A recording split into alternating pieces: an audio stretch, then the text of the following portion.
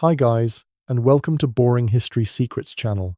Tonight we step onto a wooden deck locked in ice, where the horizon has vanished into darkness and the sea itself seems to sleep beneath you. Have you ever wondered how a human body endures rest in a place where night stretches for months, and the cold feels almost alive? Or what it means to close your eyes while surrounded by creaking timber and shifting ice? Never fully certain if the ship will hold so before you settle into the story, take a moment to like the video and subscribe, and as you listen, I would love for you to share your location and local time in the comments below. Now, dim the lights. You stand quietly on the frozen deck as evening settles, though evening here feels more like an endless extension of night. The sky hangs low and heavy, tinted with faint traces of blue and grey, while the sea around you has hardened into uneven plates of ice. Each step beneath your boots produces a soft, brittle crunch, a sound that seems far too loud in the stillness. The air smells faintly of salt and tar mixed with something sharper, like cold iron. You pull your coat tighter. It is never quite enough. Ancient sailors who ventured into Arctic waters quickly learned that sleep was not a simple retreat from the day. It was a calculated act of survival. Historical accounts from Norse seafarers and later exploration crews suggest that resting hours were shaped by the environment itself, not by any predictable rhythm. The concept of night and day lost its meaning, replaced by cycles of exhaustion and necessity. You glance toward the rigging, where frost has formed delicate patterns along every rope. The ship itself breathes in slow, uneven groans, its wooden frame adjusting to the relentless pressure of surrounding ice. Somewhere below, a muffled voice carries through the hull, followed by a brief laugh that fades almost immediately. Even laughter feels restrained here, as though the cold has claimed it too. Sleep does not come easily in such a place. Instead, you feel it approach cautiously, like a visitor unsure of its welcome. The cold seeps through every layer, pressing against your skin with patient persistence. Your fingers ache first, then your toes, until even your face begins to stiffen. Sailors often describe this creeping numbness as both a danger and a strange comfort. It dulled the senses, but it also blurred the edges of discomfort, making rest possible in small or fragile moments. Historians still debate how early Arctic voyagers managed consistent sleep cycles during winter expeditions. Some believe they adopted segmented sleep, resting in short intervals between duties, while others argue that exhaustion simply overpowered structure, forcing men into irregular patterns of rest whenever possible. The truth likely shifted from voyage to voyage, shaped by leadership, weather, and sheer luck. A faint wind brushes past you. It carries the distant crack of ice shifting somewhere beyond sight. The sound echoes across the frozen surface, low and resonant, like a slow drum beat beneath the world. You pause, listening, feeling the vibration more than hearing it. This is the sound that follows you into sleep, whether you wish it or not. There are stories, passed quietly between sailors, about how the ice itself seemed to whisper at night. Some claimed they heard voices carried through the frozen sea. Others insisted it was only the ship settling or distant pressure ridges forming. A few even joked that the Arctic was alive, and gently reminding them that they were intruders. It is difficult to say how much of this was the imagination, shaped by isolation and darkness. Still, the feeling lingers. You begin to descend toward the hatch, leaving the open deck behind. Each step downward brings a subtle shift in sensation. The wind fades first, replaced by a still, enclosed chill that smells of oil and damp wood. Lantern light flickers along the walls, casting long, wavering shadows that seem to move just a little too slowly. Below deck, the world becomes smaller. You duck slightly as the ceiling lowers, your breath visible in faint clouds that drift upward before disappearing. The air feels thicker here, though no warmer. The scent of bodies, wool, and smoke hangs quietly, never overpowering but always present. It is the smell of shared endurance, of many lives pressed together in limited space. Sailors preparing for rest would often linger in these dim quarters, speaking in low voices or simply sitting in silence. There was little ceremony to it, yet a kind of unspoken ritual formed over time. Boots were removed carefully, garments adjusted, layers checked and rechecked, every small action buttoned. Because once you settled, movement became an effort. You find a place to sit. The wood beneath you is hard and unyielding, its surface chilled from hours of exposure. You rub your hands together, feeling the slow return of sensation as warmth struggles to build. Nearby, someone coughs, a dry and persistent sound that seems to echo longer than it should. There is no true quiet here. Even in stillness, the ship speaks. It creaks softly, shifts slightly, responds to the pressure outside with subtle movements that never fully stop. These sounds become part of your awareness, blending into the background until they feel almost comforting. Almost. Some sailors claimed they slept better when the ship was noisy, as if the constant reminders of structure reassured them that it still held strong against the ice. Others found the sounds deeply unsettling, interpreting each groan as a warning of potential failure. Sleep in this environment was as much psychological as physical. You exhale slowly. The warmth of your breath brushes against your scarf before fading into the cold air. It is a small comfort, but you cling to it, around you. The others begin to settle, their movements slowing, voices dropping into murmurs that soon disappear entirely. You prepare to lie down, not fully relaxed, never fully safe, just enough to rest. Outside, the darkness deepens. Though it was never truly light to begin with, the frozen sea remains unmoving, its vast surface stretching beyond anything you can see above it. The sky offers no stars tonight, only a heavy blanket of cloud that presses low against the horizon. And within this quiet, uncertain world, you close your eyes, letting the cold, the sounds, and the slow rhythm of the ship carry you toward a fragile, fleeting sleep. You ease yourself deeper into the ship, where the ceiling lowers and the light softens into a steady amber glow. The hatch closes above with a dull thud, sealing away the open air and its biting wind. Down here, the cold feels different. Less sharp, more persistent. It lingers rather than strikes. The hold stretches before you in narrow rows, lined with beams that creak gently as the ship settles into the ice. Lanterns hang at intervals, and their flames trembling just enough to remind you how fragile warmth can be. Shadows drift slowly along the walls, bending with each subtle movement of the hull. You notice the hammocks first. They hang in tight succession, swaying faintly even when no one touches them. Each one is slung from hooks or beams, woven from coarse fabric that has absorbed months of salt and sweat. They are not inviting, not exactly, but they are necessary. You reach out and brush one lightly. It shifts with a soft, deliberate motion, as though responding to your presence. The fabric feels stiff in places, softened in others, worn down by repeated use.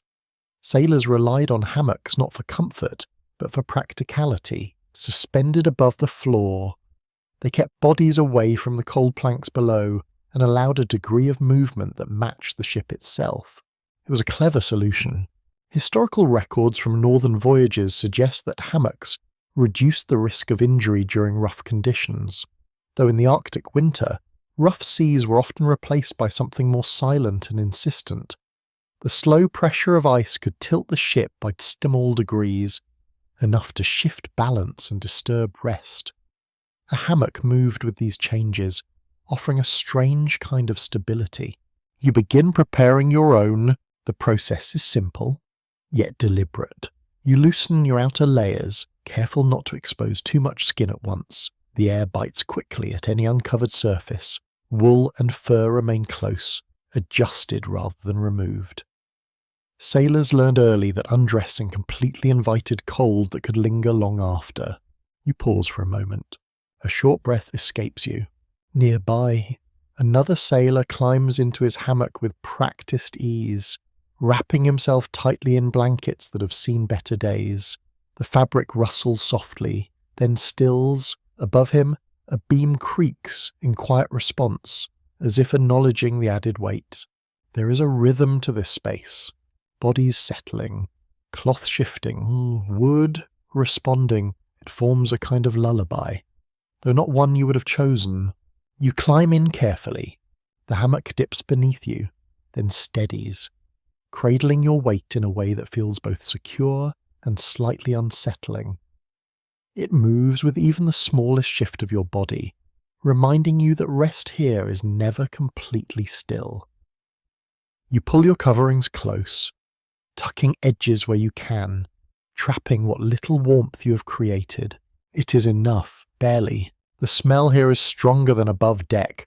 Oil from the lanterns mingles with damp wool and the unmistakable presence of many people sharing limited air. It is not unpleasant exactly, but it is heavy. You inhale slowly, letting your senses adjust until it becomes part of the background. Some sailors believed these scents carried a strange comfort, a reminder that they were not alone. Historians still disagree on how much personal space existed in these sleeping quarters during long Arctic expeditions. Some accounts describe tightly packed rows where men slept almost within arm's reach of one another.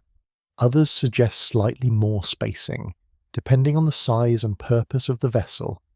The reality likely varied, shaped by necessity rather than preference. You turn slightly. The hammock responds at once, swaying with a gentle motion that travels through the line of suspended beds. One movement becomes many, a chain reaction that ripples softly across the room. For a moment, it feels almost like the sea itself has returned, rocking you in slow, measured waves. It is strangely calming, yet not entirely peaceful. The sounds of the ship remain constant. A low groan here, a faint crack there, somewhere deeper within the hull. A hollow knock echoes once, then fades. Each sound carries a question you cannot quite answer. Is it normal? Is it safe? You close your eyes anyway. Sleep, when it comes, must be accepted without hesitation. Sailors understood this well. Opportunities for rest could vanish quickly, interrupted by duty, weather, or unforeseen danger. You learn to take what is offered, even if it feels incomplete.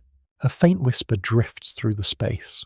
It might be someone speaking in their sleep, or simply the movement of air along the wooden beams. In such conditions, the line between sound and imagination begins to blur. Isolation has a way of softening certainty. There are stories of sailors who claimed their hammocks felt warmer when hung closer together, as if shared body heat created a collective shield against the cold. Others insisted that too much closeness brought discomfort, even unease, especially during long stretches of darkness. The balance between solitude and proximity was delicate, rarely perfect. You adjust your position. Carefully, the fabric creaks softly beneath you, then settles again. Your body begins to find its place within the curve of the hammock, muscles easing just slightly as tension releases. It is not full comfort, but it is something close enough to allow rest. Above you, the lantern flickers. Its light dims for a moment, then steadies, casting a soft glow that barely reaches your face. You watch it through half-closed eyes, noticing how the flame bends and straightens, responding to currents you cannot feel. It becomes a point of focus, something steady in a space that never truly stops moving. Time passes differently here. Minutes stretch, moments blur. You feel sleep approaching again, slower this time, more certain. The gentle sway beneath you, the layered sounds around you, the muted warmth held within your coverings, all combine into a fragile balance that supports rest. Not deep sleep. Whole sleep, but enough. Outside, the ice presses on, silent and immense. Within the hold, the ship endures, its structure holding firm against the weight of the Arctic world, and suspended between these forces, you drift lightly, carried by cloth and quiet motion into a restless, necessary sleep. You wake slowly, not because you're fully rested, but because the cold has found you again. It slips through seams and folds, settling against your skin with quiet determination. For a moment, you remain still, listening, feeling, deciding whether to move or conserve what little warmth you have gathered. The hammock sways faintly beneath you. Not much, just enough. You shift your shoulders and feel the stiffness in your joints, a dull reminder that rest here never fully restores the body. Around you, others stir as well, small movements echoing through the line of suspended beds. A cough breaks the silence, followed by the rustle of fabric as someone pulls their coverings tighter. Layering is everything. You begin to adjust what you wear, careful and methodical. Ancient sailors learned quickly that warmth did not come from a single garment, but from many. Wool against the skin, fur above that, then thick outer layers to trap what little heat the body could produce. Each piece served a purpose, each one essential. You slide your hands along the inside of your coat. The wool feels coarse, almost scratchy, yet it holds warmth better than smoother fabrics. This was widely understood among northern cultures long before maritime expeditions pushed into Arctic waters. Wool retained heat even when damp, a quality that could mean the difference between rest and suffering. You pause briefly. A slow breath follows. Fur comes next. Animal skins, often from seal or reindeer, were prized not only for their thickness, but for the way they blocked wind and preserved body heat. Some sailors obtained these through trade with indigenous communities, while others relied on what supplies they carried from home. The quality varied greatly, and so did the comfort they provided. Historians still debate how effectively early crews adapted indigenous clothing techniques during Arctic voyages. Some accounts suggest successful integration, while others imply resistance or misunderstanding, leading to less efficient use of available materials. The truth likely lies somewhere in between. You pull a fur layer closer around your chest. The texture is uneven but reassuring, the dense fibres trapping pockets of air that slowly warm against your body. It is not immediate. Nothing here is immediate. Warmth builds gradually, patiently, like a small fire coaxed from reluctant embers. Your feet remain cold. They always do. You flex your toes inside thick socks, feeling the limited movement allowed by tightly wrapped fabric. Sailors often wore multiple layers on their feet, combining wool with scraps of fur or additional cloth. Boots, when used below deck, were loosened or removed to prevent stiffness, though this exposed the feet to greater chill. It is a constant negotiation. Too much coverage restricts circulation, too little invites the cold. You sit up slightly in the hammock, testing your balance as it shifts beneath you. The motion is gentle, yet it reminds you how carefully everything must be done. Sudden movements waste energy and disturb others, both of which carry consequences in this confined world. Nearby, someone mutters softly. The words are unclear, perhaps spoken in a dream or half-waking state. Language blends here, with crews often composed of men from different regions, each bringing their own habits and expressions. In sleep, these differences surface in unexpected ways, creating a quiet chorus of unfamiliar sounds. You listen for a moment, then you return to your own routine. Another layer is adjusted around your shoulders, pulled tight enough to hold warmth but not so tight as to restrict movement. This balance was crucial, though not always easy to achieve. Experienced sailors developed an instinct for it, knowing how to arrange their clothing in ways that maximized comfort without sacrificing flexibility. There were quirks, too. Some believed that sleeping with certain furs facing inward improved heat retention, while others insisted the opposite was true. A few even claimed that the orientation of seams could affect warmth, though such ideas were rarely proven. In the absence of certainty, sailors relied on habit and personal experience. You settle back again.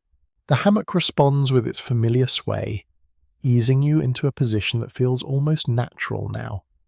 The fabric supports your weight evenly, reducing pressure on any single point. It is not luxurious, but it works. Your hands find a place beneath your arms. A simple trick. By tucking your hands close to your body, you preserve warmth that might otherwise be lost. This method appears in multiple historical accounts, suggesting it was widely practiced among those facing extreme cold. Small adjustments like this made a noticeable difference over long nights. The air shifts slightly. A faint draft passes through the hold, barely noticeable yet enough to stir the lantern flame above. The light flickers, casting brief shadows that move across the beams and faces around you. You watch it for a moment, then let your eyes close again. Sleep returns in fragments. Not continuous, not deep, just enough. The body adapts in ways you would not expect. It learns to rest within constraints, to accept partial recovery as sufficient. Over time, this becomes normal, though never truly comfortable. There is a quiet resilience in it. You feel it now. Outside, the Arctic remains unchanged, vast and indifferent. Inside, you and the others persist, adjusting, layering, enduring. Each small act contributes to survival. Even something as simple as arranging clothing before sleep. You exhale slowly. Warm breath meets cold air. It fades quickly. And within that fading warmth, you drift once more, wrapped in wool and fur, held in place by careful layers that stand between you and the relentless cold.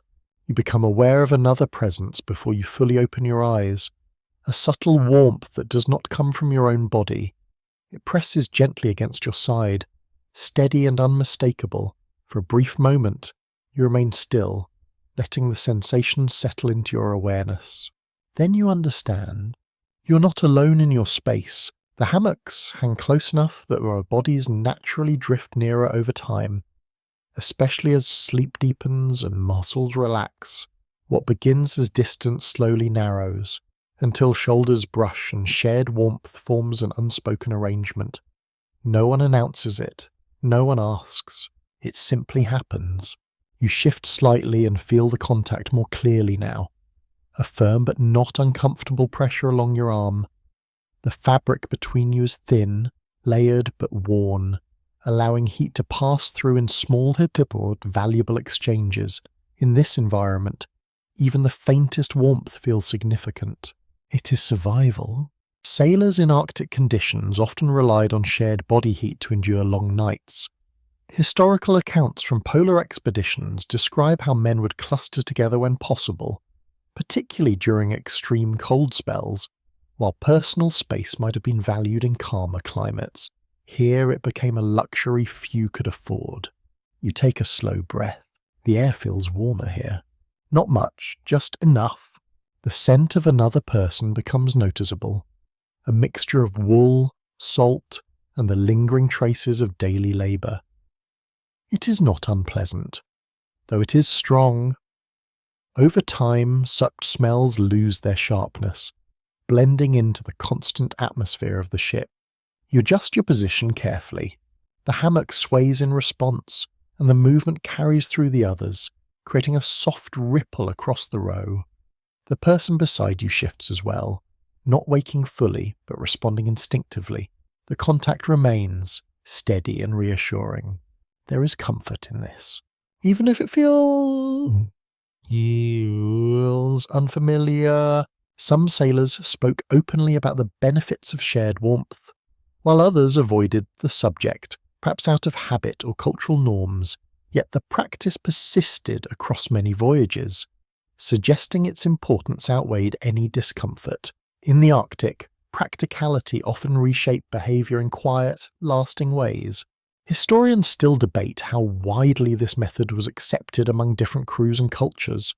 Some records emphasize cooperation and communal strategies, while others hint at tension or reluctance. The truth likely depended on individual personalities as much as environmental necessity. You listen to the breathing around you, slow, uneven, human. Each breath adds a subtle layer of warmth to the confined space, gradually lifting the temperature by small degrees. It is not enough to eliminate the cold, but it softens its edge. That alone makes a difference. A faint sound draws your attention. A low murmur, barely audible, passes through the hold, someone speaking in sleep, perhaps, or whispering to themselves in half-conscious thought. The words blur into the background, indistinct and fleeting. You let it pass. There are stranger things here. Some sailors believe that sleeping close to others improved not only warmth but also morale. The presence of another body, even in saints, offered a reminder of shared experience, of not facing the vast Arctic alone. Others, however, found the closeness unsettling, especially during long periods without daylight. You feel both, comfort and unease. They coexist quietly. Quietly, your arm relaxes against the warmth beside you, tension easing as your body begins to accept the shared heat. Muscles that had remained tight now soften slightly, allowing a deeper level of rest to emerge. It is not complete, but it is closer than before. You close your eyes again. The darkness behind them feels different now, less empty. The subtle presence at your side anchors you in a way the cold could not. It reminds you that survival here is rarely an individual effort. It is collective. The ship creaks softly. Isa presses somewhere beyond the hull, producing a distant, muffled crack that travels through the structure like a slow echo. You feel it more than hear it. A gentle vibration that passes beneath you and fades. The warmth remains. You focus on it.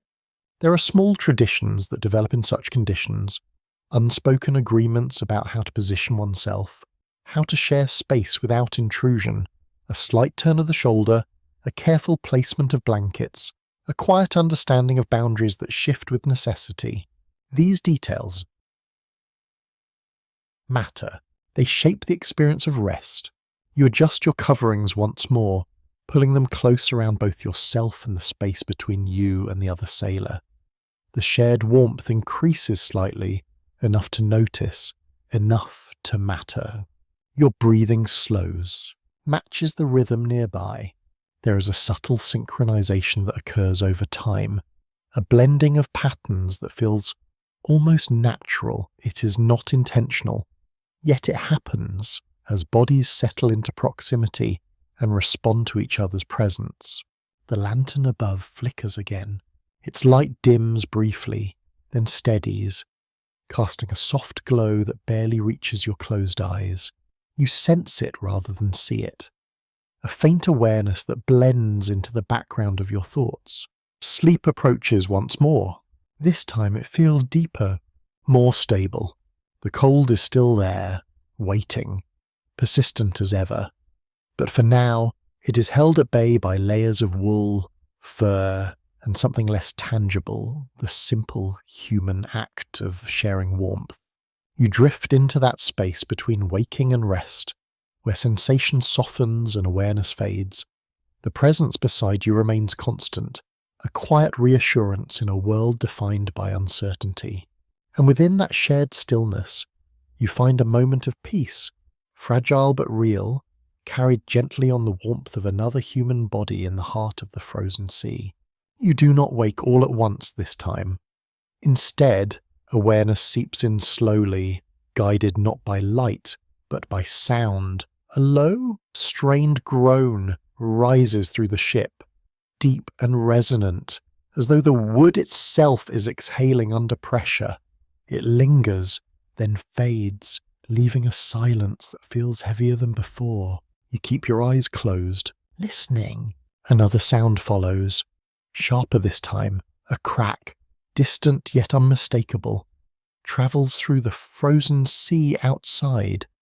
It echoes faintly through the hull, a reminder that the ice surrounding you is never truly still. Even in darkness, it moves. You feel it in your chest. A subtle vibration. The hammock sways beneath you, responding to the shifting structure of the ship. It is not a violent motion, nothing that would throw you off balance, just a slow, deliberate adjustment, as if the vessel is settling into a new position within the ice.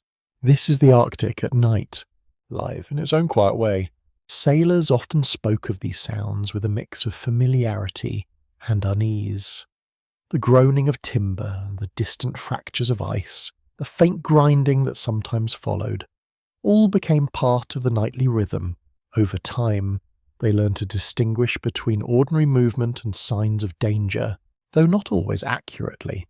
Historians still debate how well early crews understood the behaviour of sea ice during the winter conditions. Some accounts suggest a growing awareness, a learned ability to interpret sounds and movements. Others imply confusion and misjudgment, especially during the earliest voyages into these regions. You open your eyes slightly. The lantern light remains dim, casting a steady glow across the beams above. Shadows stretch and bend with each subtle shift of the ship, creating patterns that feel almost fluid. For a moment, it is difficult to tell whether the movement comes from the flame or the structure itself. You listen again, a softer sound now. A long, drawn-out creak that travels from one end of the hull to the other. It is followed by a faint tapping, irregular and distant, like something gently striking the outer surface, ice, perhaps, nudging against the ship as currents shift beneath the frozen layer. You exhale quietly. Not fear, not exactly, but awareness. Sleep in this environment is never complete. Even in rest, part of your mind remains alert, tuned to the language of the ship and its surroundings. It is a skill developed over time, a necessary adaptation to a place where conditions can change without warning. You shift slightly in your hammock. The movement is small, controlled, yet it sends a ripple through the line of suspended beds. Nearby, someone stirs in response, their breathing changing for a moment before settling again. The shared warmth from earlier remains, though it has shifted with the repositioning. The sounds continue, a low hum of pressure, a distant crack, then stillness. There are stories among sailors of nights when the ice grew especially active, producing sounds so loud and sudden that entire crews were jolted awake. Some described it as thunder beneath the sea, others as the breaking of something vast and unseen. Such events were rare, but they lingered in memory. Tonight is quieter, yet not silent. You close your eyes once more, letting the sounds filter through your awareness without fully engaging them. This is how sleep happens here. Not by blocking out the environment, but by allowing it to exist without resistance. It becomes part of the dream. You begin to drift. The creaking of the ship blends with the rhythm of your breathing, forming a slow, uneven cadence.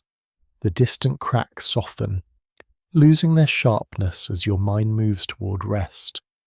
Even the faint tapping fades into something less defined, more like a suggestion than a sound. There is a strange comfort in it, predictable unpredictability. The knowledge that these noises, unsettling as they may seem, are part of the normal cycle of the Arctic night. They do not always signal danger, often. They are simply the environment expressing itself, vast and indifferent. You feel the hammock steady beneath you. The earlier movement has passed, leaving only a gentle sway that barely registers. Your body relaxes further, tension easing as the immediate disturbances subside. Muscles that had tightened now release, allowing a deeper level of rest to take hold. Your breathing slows, matches the rhythm of the ship. Inhale, exhale. Creak, settle. It becomes a pattern. Some sailors believe that learning to sleep through these sounds was a mark of true adaptation, a sign that the body and mind had adjusted to conditions that once seemed impossible. Others never fully reach that point, remaining light sleepers throughout their journeys. Both experiences were common. You find yourself somewhere in between, aware but not alarmed, resting but not fully removed from your surroundings. The lantern flickers once more, its flame bending briefly before returning to its steady shape. You sense the change without opening your eyes, a subtle shift in light that passes through your awareness like a passing thought. Outside, the ice continues its slow, unseen movements. Within, the ship holds firm, its structure absorbing and responding to the pressure with quiet resilience. And between these forces, you remain suspended, carried gently by fabric and sound. Sleep deepens, not completely, but enough. And as the Arctic night stretches on, filled with distant cracks and soft groans, you drift within it, held by the steady presence of the ship and the strange, unending language of ice.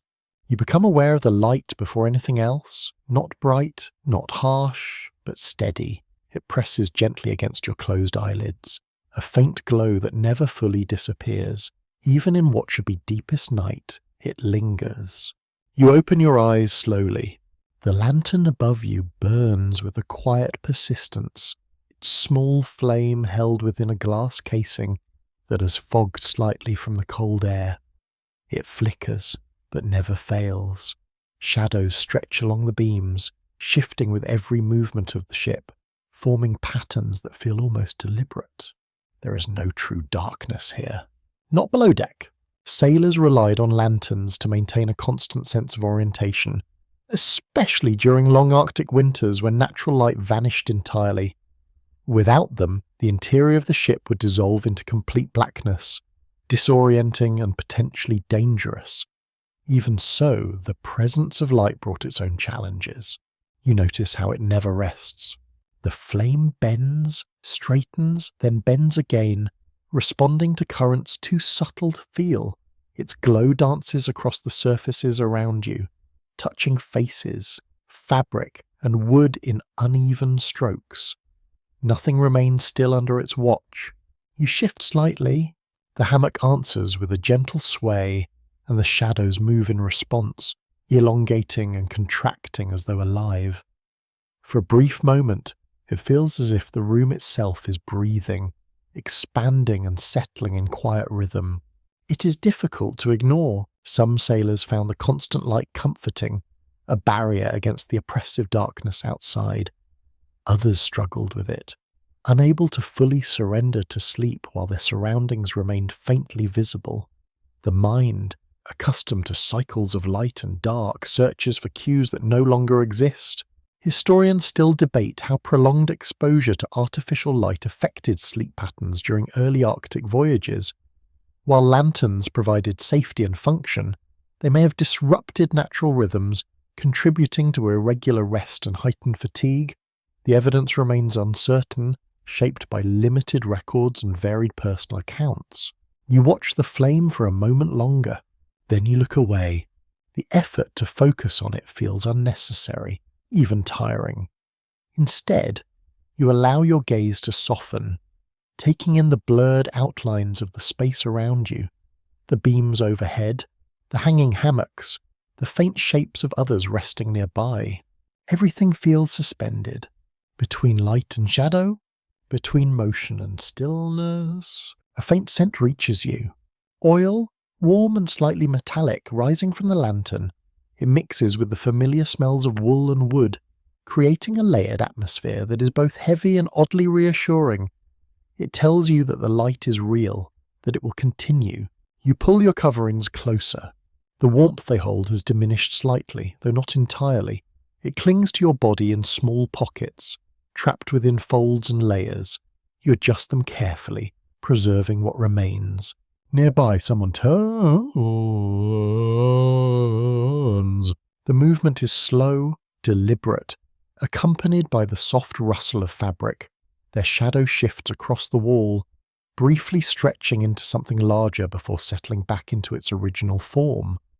The lantern exaggerates every motion, transforming the ordinary into something more. You close your eyes again, but the light remains. It presses through your eyelids, faint but present, a constant reminder of your surroundings. Sleep comes differently here, shaped by conditions that do not align with Pravichness of the world beyond the Arctic.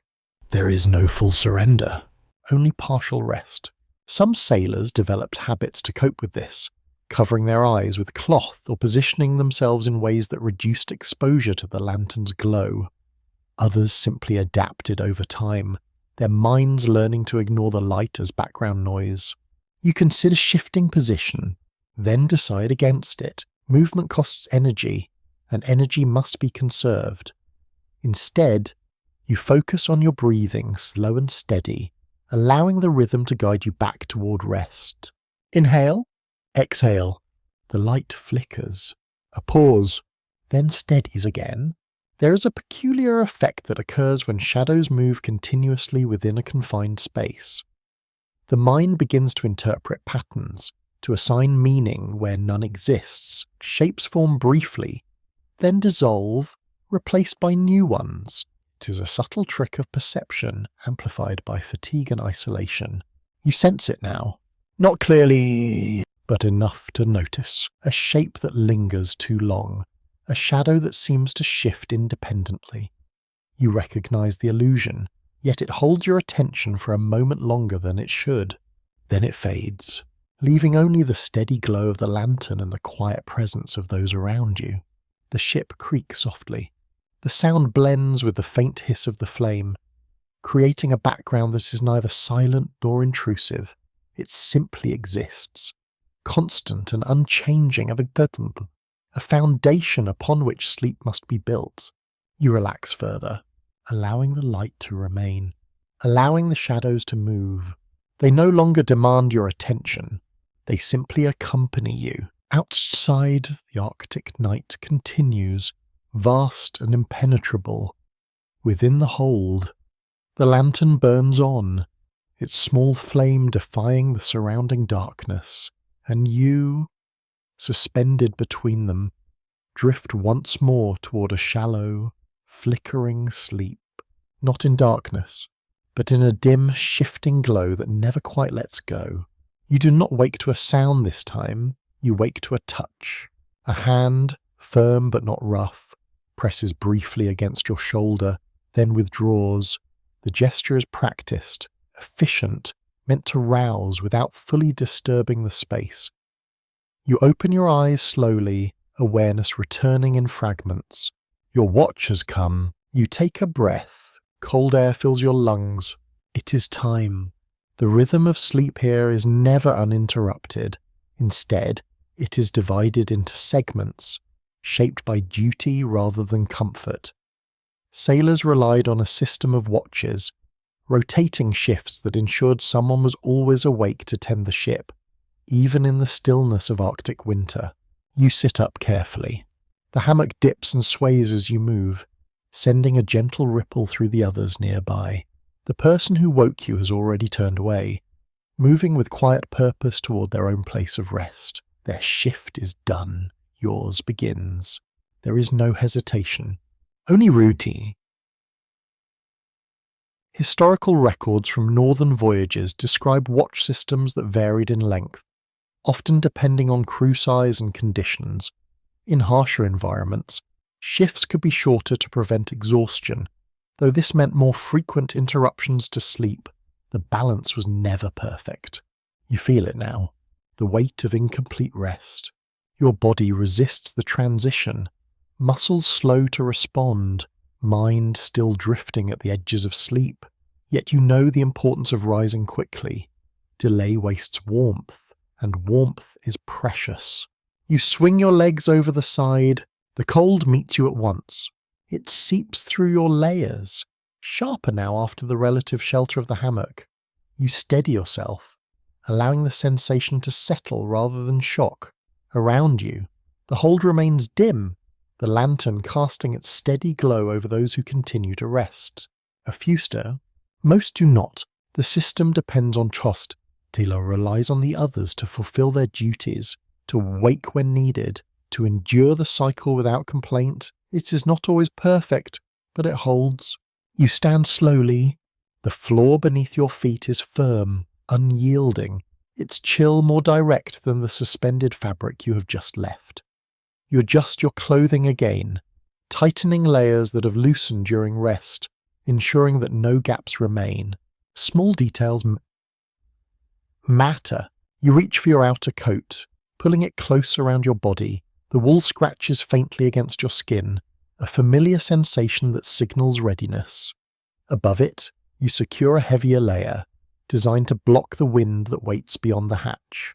The transition begins. From rest to duty, some sailors found these moments the most difficult.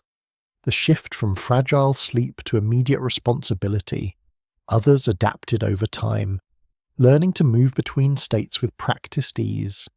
The human body is capable of remarkable adjustment, especially when necessity demands it.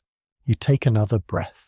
Steady, measured. Nearby, a quiet voice murmurs something you do not fully catch, or perhaps a brief exchange between those changing shifts. The words are soft, almost swallowed by the space, yet they carry a sense of continuity, of ongoing effort shared among many. You move toward the ladder. Each step is deliberate, careful not to disturb those still resting. The wood creaks faintly beneath your weight, a familiar sound that blends into the constant background of the ship. It is neither alarming nor comforting. It simply is. You place your hand on the rung, cold, solid. The climb begins. As you ascend, the air shifts gradually, becoming thinner, sharper, carrying traces of the outside world. The scent of oil fades, replaced by something cleaner, more biting, salt, ice, wind. You pause halfway, just for a moment, a short breath, then continue. The hatch above opens with a controlled movement, allowing only a brief rush of colder air to enter. You step through, emerging onto the deck once more. The darkness greets you, vast and unbroken, stretching in every direction. The cold is immediate, more intense than below. You pull your coat tighter, instinctively adjusting to the change. The wind brushes against your face, carrying fine particles of ice that sting lightly against exposed skin. It is not violent, but it is persistent. You are fully awake now. There is no choice. The deck beneath your boots feels harder than before, its surface coated with a thin layer of frost that reflects what little light exists. The ship stands still within the ice, yet the environment around it remains in motion, subtle and constant. You listen. The sounds are different here. Less contained. The distant crack of ice reaches you more clearly, echoing across the frozen expanse.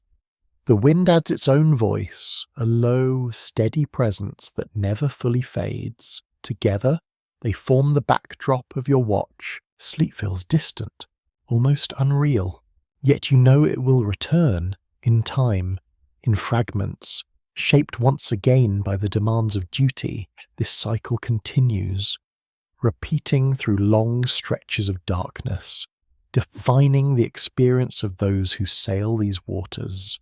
You take your position, alert, attentive. The cold presses close, the night stretches on, and the responsibility settles over you like another layer. Heavy but necessary. Behind you, below deck, others rest in their suspended beds, gathering strength for their own turn. And here, between sleep and wakefulness, you stand within the Arctic night, part of a rhythm that never truly stops. You remain on watch longer than your body would prefer, long enough for the cold to settle deep into your bones again. Time stretches in strange ways here, measured less by clocks and more by sensation. The stiffness in your fingers, the slow ache in your legs, the steady pull of exhaustion behind your eyes. When your shift finally ends, it does not feel like relief, only transition. You descend once more into the hold, carrying the cold with you. It clings stubbornly to your clothing, resisting the dim warmth below deck. The lantern light greets you again, steady and familiar, though it feels softer now after the stark darkness above. You move quietly. Others still sleep, You return to your hammock, easing into it with practiced care. The fabric accepts your weight, dipping and swaying gently as you settle in. The shared warmth from before has faded slightly, but traces of it remain, lingering in the confined air. You close your eyes. Sleep comes faster this time, but not gently. It arrives in uneven waves, pulling you underwards before your body has fully relaxed. Your breathing slows, your muscles release, yet your mind continues to move, drifting through fragments of thought that refuse to settle. Dreams begin. At first, they're simple, familiar places, distant memories, faces that appear briefly and then dissolve. You walk along a shoreline that feels warmer than it should, the sound of waves replacing the creak of wood and ice. The air is softer there, easier to breathe.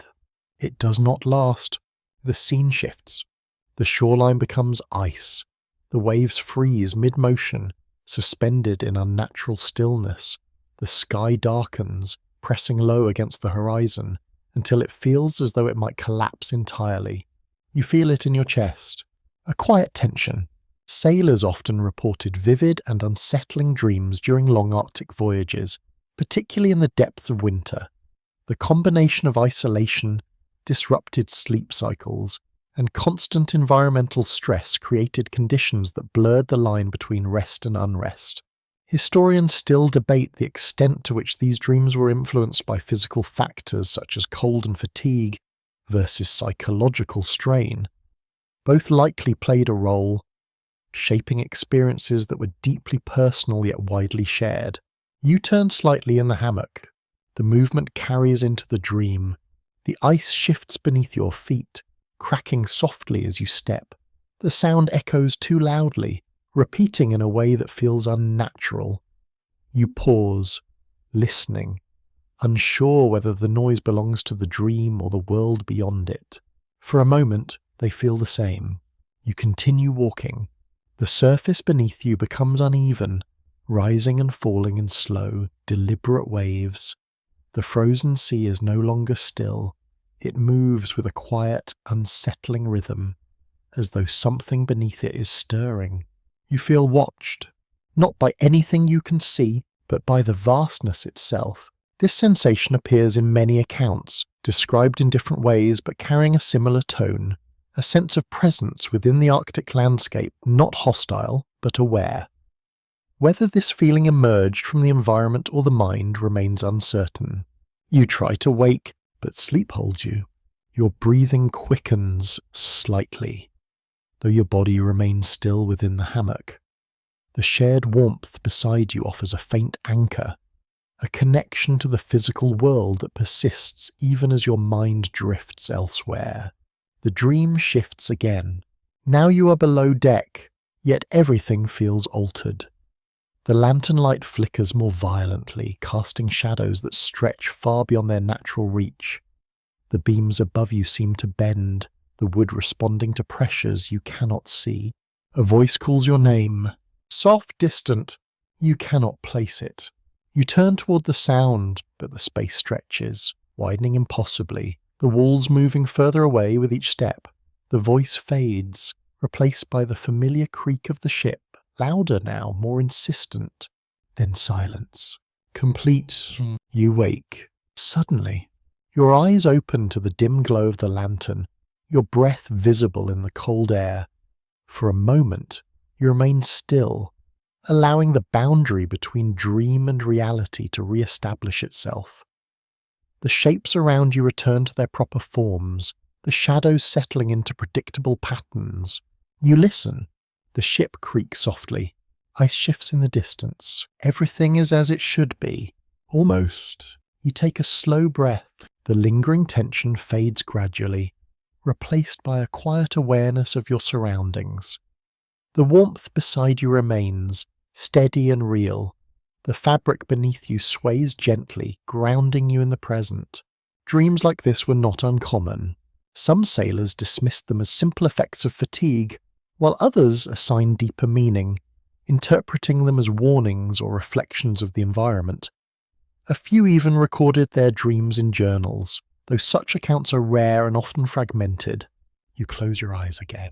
More cautious. Sleep returns, but it feels different now, lighter, less immersive. Your mind remains closer to the surface, aware of the possibility of further disturbances. It is a compromise, a balance between rest and vigilance. Outside of the Arctic night continues without change, vast and unyielding. Inside, you drift once more into a shallow, uneven sleep, shaped by dreams that linger at the edges of your awareness. Not entirely gone, but no longer in control. You're not sure what wakes you this time. Not a touch, not a sound alone, but a sudden change in everything at once. The air feels different, sharper, as though it has been disturbed.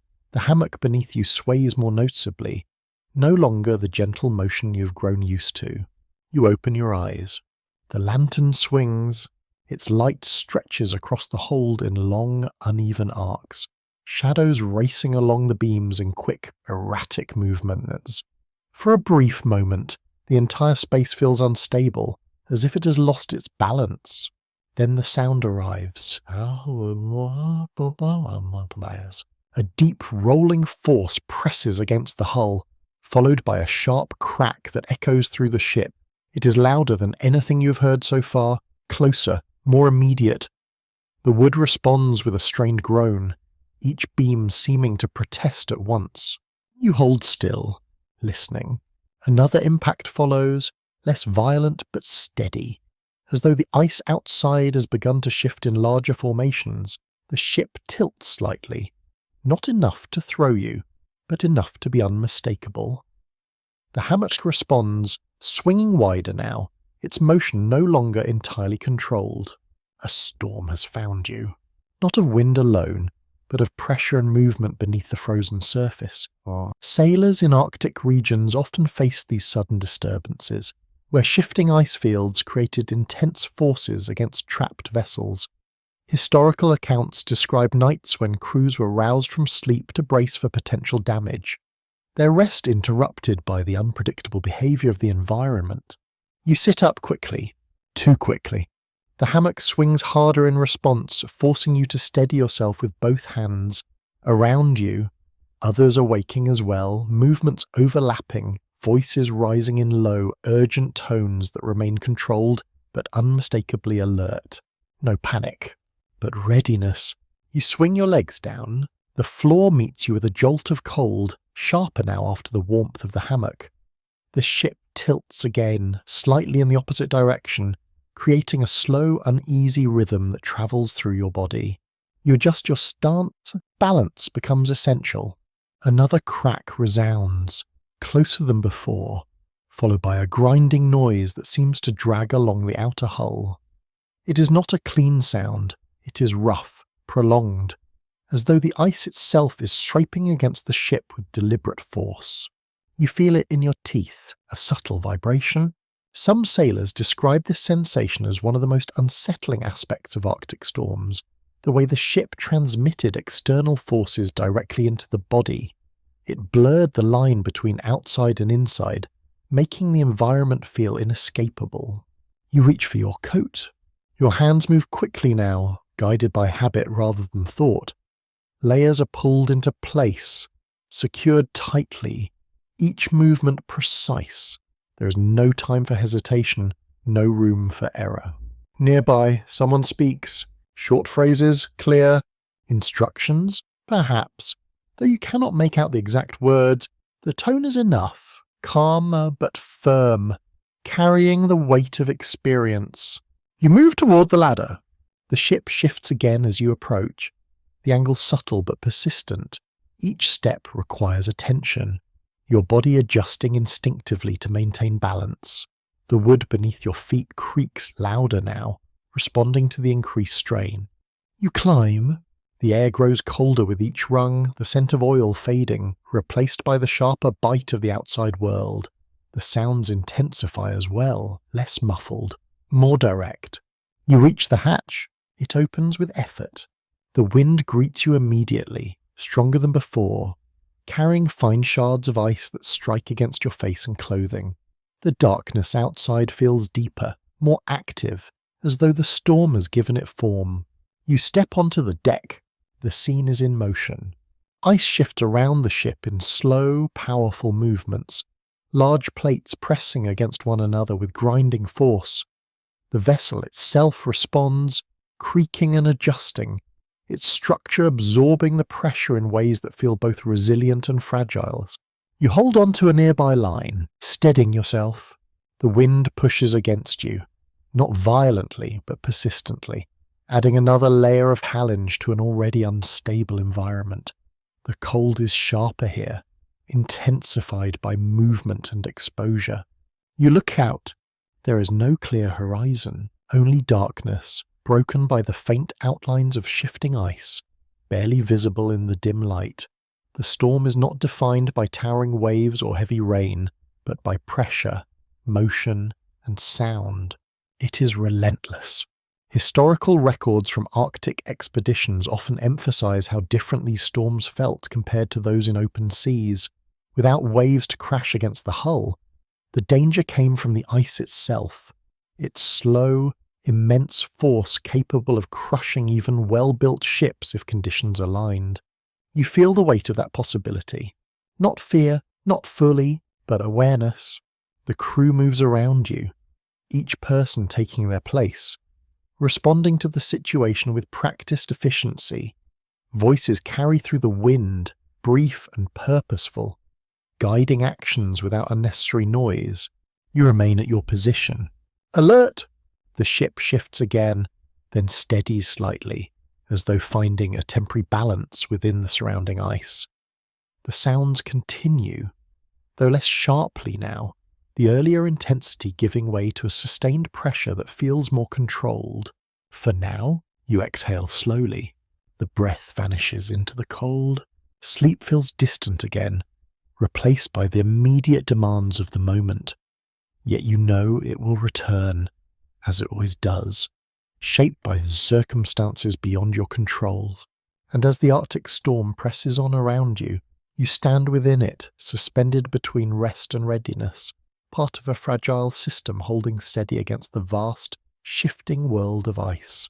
You return below deck long after the worst of the movement has eased, though the tension lingers in your body.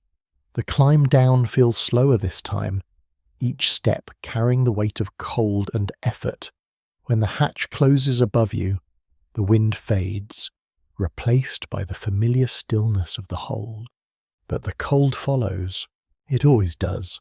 You pause for a moment at the base of the ladder, letting your breathing settle. The air here feels thicker, though not warmer in any meaningful sense.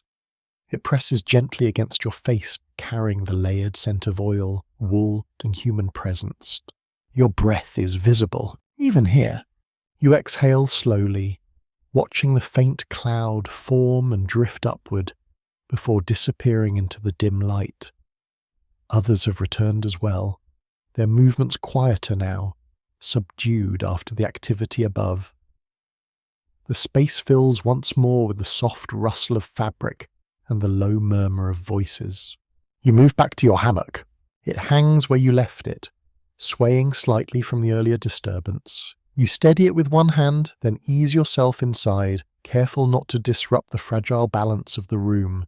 The fabric accepts you again, dipping gently beneath your weight. You pull your coverings close. The warmth they offer feels thinner now. Your body has lost heat during the watch, and it will take time to rebuild it. You tuck the edges carefully, sealing small pockets of air around you, trapping what warmth remains. It is a slow process, requiring patience rather than force. Your breath gathers around you. Each exhale adds a trace of moisture to the air, which quickly cools and settles. Over time, this creates a faint layer of frost on nearby surfaces. It is subtle, almost unnoticeable at first, but it accumulates. You touch the fabric near your face. It feels slightly stiff. Sailors often found that their bedding would freeze during the night, especially in the coldest conditions. Moisture from breath and body heat would seep into the material, then solidify as temperatures dropped, By morning, blankets and clothing could become rigid, requiring careful handling. Historians still debate how crews manage this challenge over extended voyages. Some suggest frequent drying near limited heat sources, while others believe sailors simply endured the discomfort, adapting as best they could. The evidence remains incomplete. You shift slightly. The hammock responds with its familiar motion, though it feels less fluid now, as if the fabric itself has stiffened. The change is small but noticeable.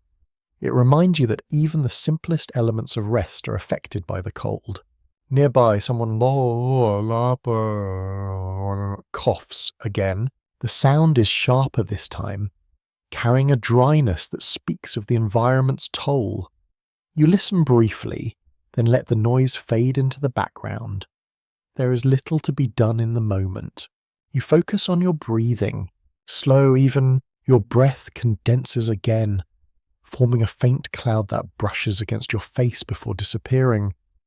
Over time, this cycle repeats, each exhale contributing to the gradual cooling of the surrounding fabric. It is a quiet process, relentless. Some sailors developed small habits to reduce this effect, turning their faces away from their coverings or using cloth to redirect their breath. Others found these measures insufficient, the cold asserting itself regardless of effort. You consider adjusting. Then remain still. Movement would release the warmth you have begun to rebuild. Instead, you draw your arms closer to your body, tucking your hands beneath your layers once more. The position feels familiar now, almost instinctive. Your feet remain cold. They always do. You flex them gently, encouraging circulation. Though the effect is limited, the layers help, but they cannot fully counter the environment. It is a constant negotiation, one that never fully resolves. The lantern above flickers softly. Its light reflects faintly off the surfaces around you, catching on small patches of frost that have formed along the beams and fabric. The effect is subtle, creating a faint shimmer that shifts with the movement of the flame. You watch it briefly, then close your eyes. Sleep approaches again, slower this time. Shaped by the recent activity and the lingering cold, your body resists at first, holding on to a state of alertness that has not yet fully faded. You let it pass. Gradually, the sounds of the ship return to their quieter rhythm, the earlier intensity replaced by a steady, subdued presence.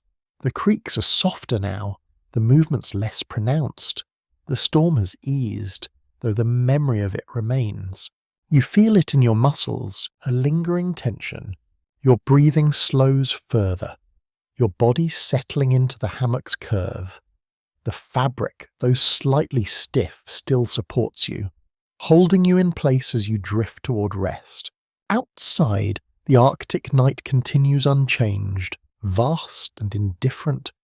Inside, you lie surrounded by faint frost, your breath marking the air in quiet cycles. Sleep comes, not deeply, but enough, and as you drift once more, your breath continues its silent work, shaping the very fabric around you, leaving traces of your presence in the cold, still air of the ship's hold.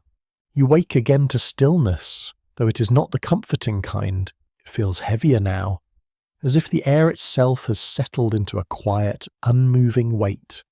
For a moment, you remain wrapped in your coverings, unsure whether you have truly slept or simply drifted in place.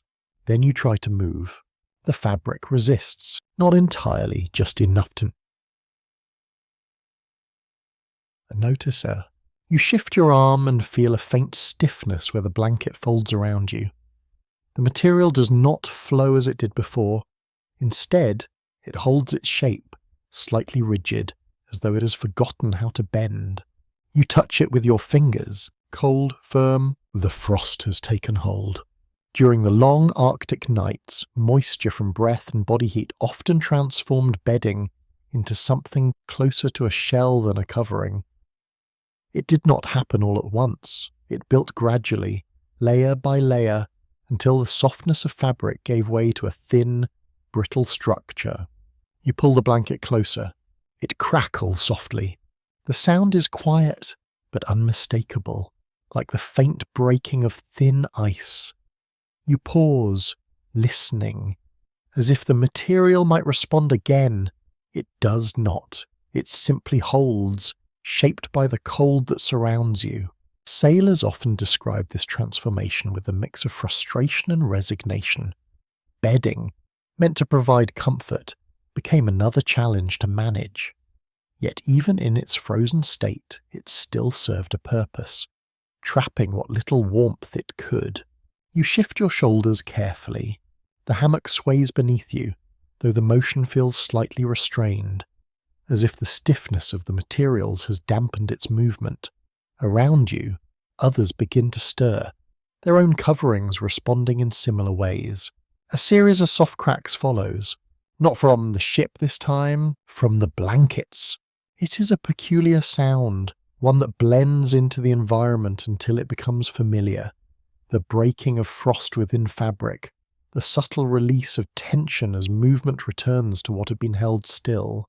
You sit up slowly. The blanket resists again, then yields, its structure loosening just enough to allow movement.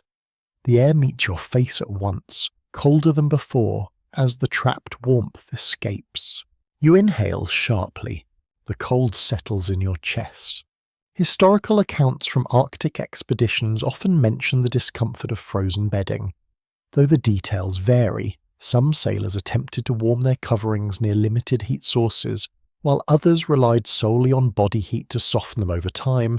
Neither method offered complete relief. Historians still debate how effective these strategies were. Given the constraints of space and resources aboard early vessels, the lack of consistent heating made such efforts difficult, and the results likely differed from one voyage to another.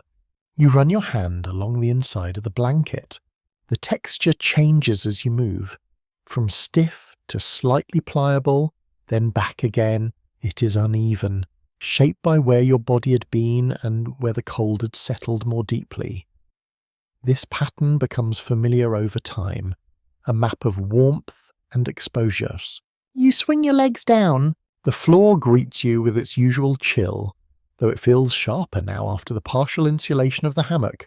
You steady yourself, allowing your body to adjust before standing fully. Nearby, someone shakes out their blanket. The motion produces a sharper crack, followed by a soft scattering sound as tiny fragments of frost fall away. They catch the lantern light briefly, glinting like fine dust before disappearing into the shadows. It is almost beautiful in a quiet, unexpected way. Some sailors noted this effect in their journals, describing the way frost would form intricate patterns on fabric, only to break apart with the slightest movement. It was a small detail, easily overlooked, yet it remained in memory. You lift your own blanket slightly. The stiffness remains, though it has begun to soften where your body heat has reached. You consider shaking it out as well, then decide against it. The warmth it holds is too valuable to release all at once. You wrap it closer instead. Carefully, the lantern flickers above, its light catching on the edges of frost that still cling to the fabric. The effect is subtle, creating a faint shimmer that shifts with each movement. It is a reminder of how deeply the cold has penetrated this space. You exhale slowly. Your breath joins the cycle again. Moisture enters the air, cools and settles, continuing the process that has shaped your surroundings. It is unavoidable, a constant interaction between body and environment. You begin to move more freely now. The stiffness lessens with each small adjustment, the fabric gradually returning to something closer to its intended form.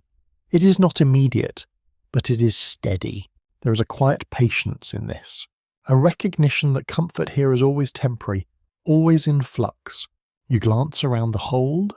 Others are doing the same, each person managing their own space, their own coverings, their own balance between warmth and movement.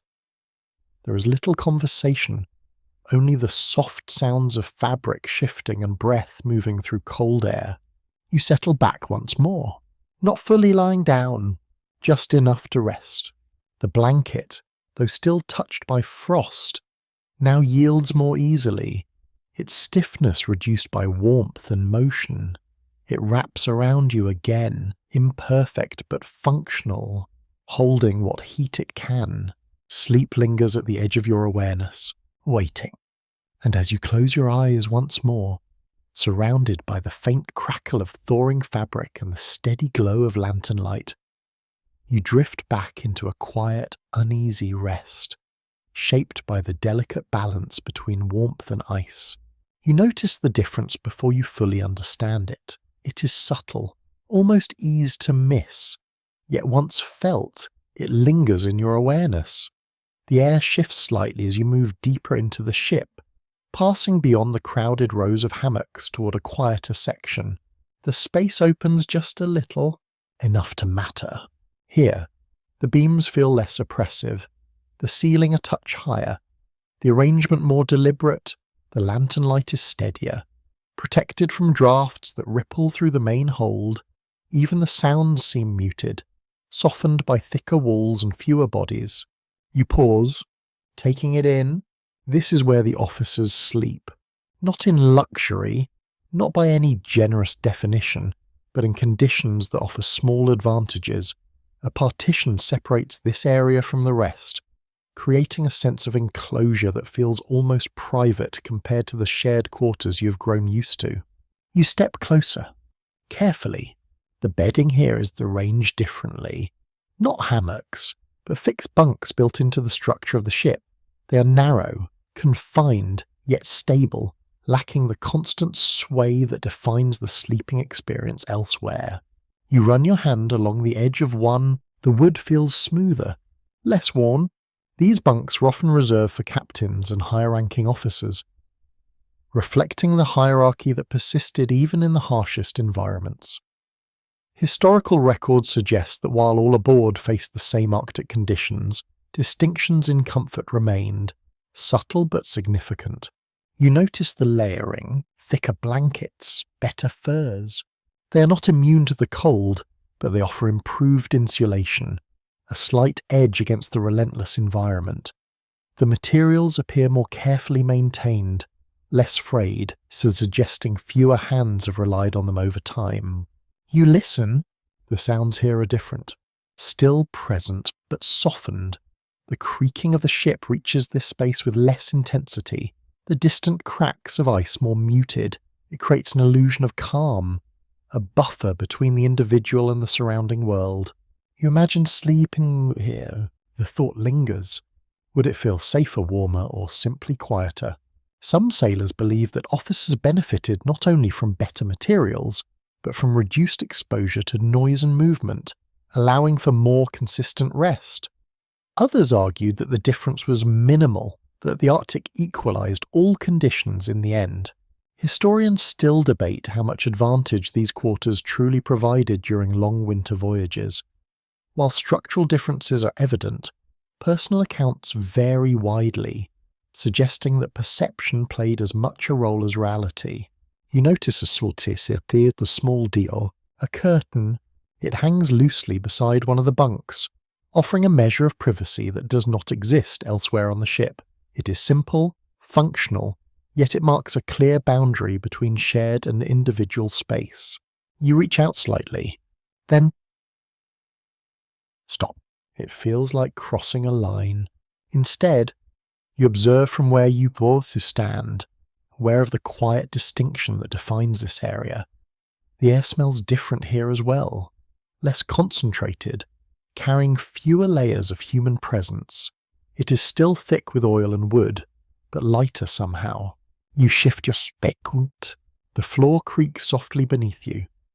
Though the sound seems to fade more quickly in this enclosed space, it does not travel as far, does not echo in the same way. Everything feels contained. A faint movement draws your attention. Someone stirs within one of the bunks, turning slightly beneath their coverings. The fabric rustles, then settles, the motion brief and controlled. Even in rest, there is a sense of restraint here, a quiet order that mirrors the structure of command. You step back, returning to the boundary. There is no invitation to remain, no need to linger. This space exists within the same ship, yet apart from it, defined by subtle differences that shape the experience of those within. You turn, the main hold waits behind you. The sounds grow louder as you move away from the partition, the familiar creaks and murmurs returning to full presence. The air thickens again, the scent of shared space reclaiming its place. You feel the contrast. Clearly, your hammock comes back into view, suspended among the others, moving gently in response to the constant, quiet motion of the ship. It is less stable, less private, yet it is yours. You approach it. The fabric sways slightly as you near, acknowledging your returner. You steady it with one hand, then ease yourself inside once more, settling into its familiar curve. The difference lingers in your mind, not as resentment, but as observation. Even here, in the frozen reaches of the Arctic, structure and hierarchy shape the smallest aspects of life, including something as essential as sleep. Yet the cold remains constant, pressing against all equally, reminding you that no space is entirely separate from its reach. You pull your coverings closer, the warmth gathers slowly. Around you, the others continue their quiet routines, their movements blending into the steady rhythm of the ship. The brief glimpse of another world fades, replaced by the reality you know. You close your eyes. The hammock sways. The sounds return. And within this shared, though imperfect space, you drift once more toward rest, carrying with you the quiet knowledge that even small differences can shape the way one sleeps in the heart of the Arctic night. You begin to understand that not every night offers even the fragile certainty of a hammock. Some voyages push beyond routine, beyond prepared spaces, into conditions where sleep must be improvised, shaped entirely by circumstance. Tonight feels like one of those nights. The ship has shifted again, not violently, but enough to disturb the usual arrangements. Certain areas are no longer comfortable, or safe, or simply accessible. You sense it in the movements around you, the quiet adjustments, the searching for new places to rest. Nothing's fixed here. You step carefully across the hold, noticing how the balance of the space has changed. A slight tilt alters everything, from the way objects rest to the way bodies must position themselves. What once felt stable now feels uncertain, requiring constant awareness. You find an open spot near a support beam. It is not ideal, but it will do. Improvised sleeping spaces were common during Arctic expeditions, especially when ships became trapped in ice or damaged by pressure. Historical accounts describe sailors resting wherever they could, on crates, along walls, even on the deck itself when necessary. Comfort was secondary to availability. You lower yourself slowly. The wood beneath you is hard, colder than the suspended fabric of a hammock. It draws warmth away quickly, forcing you to adjust your layers with greater care. You pull your coat tighter, tucking its edges beneath your body to create a barrier. It helps a little. You lean against the beam. The surface is solid, unmoving, offering a sense of stability that contrasts with the subtle sway of the ship. It feels grounding, though not particularly comfortable. Your body must adapt to its shape, finding points of rest within its rigidity. You shift once, then again, small adjustments.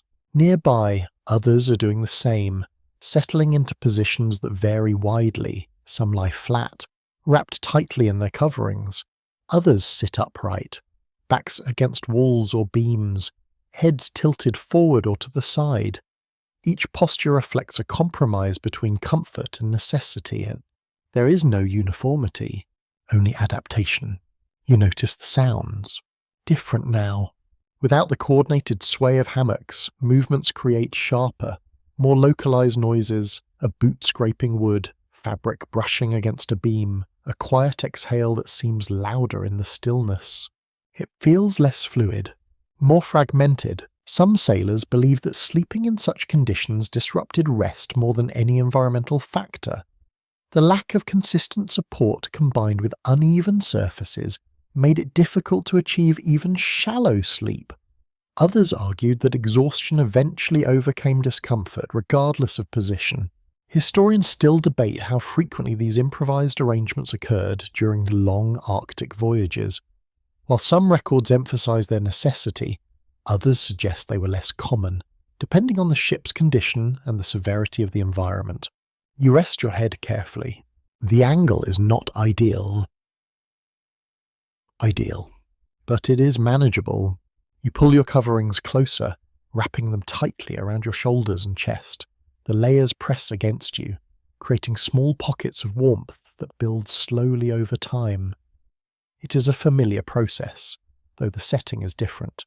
You close your eyes. The hardness beneath you remains. It does not fade. Instead, your body begins to adjust, distributing weight in ways that reduce discomfort. Muscles tense slightly, then relax, finding a balance that allows rest without full ease. You listen. The ship continues its quiet conversation with the ice outside, though the sounds feel more distant now, less integrated into your immediate experience. Your focus shifts inward, toward the sensations of your own body and the space you occupy. A faint draft passes through. It brushes against your feel, cooler than the surrounding air. You turn slightly, angling your body to reduce exposure. The movement is small but effective, preserving the warmth you have gathered. These details matter. They always do. There are stories of sailors who developed preferred positions for such nights, small techniques that improved comfort in subtle ways. Some leaned against specific parts of the ship where the wood retained more warmth. Others used personal items to create makeshift padding, adding a thin layer between themselves and the cold surface. You consider doing the same, then remain still. Movement risks losing what little warmth you have gained. Instead, you focus on maintaining your current position, allowing your body to settle further into its temporary arrangements. Your breathing slows. Gradually, the sounds around you soften as others begin to drift into rest, their movements diminishing, their presence becoming quieter. The space, though less structured, finds its own rhythm, shaped by the shared need for sleep. You feel the weight of the day, the accumulated fatigue.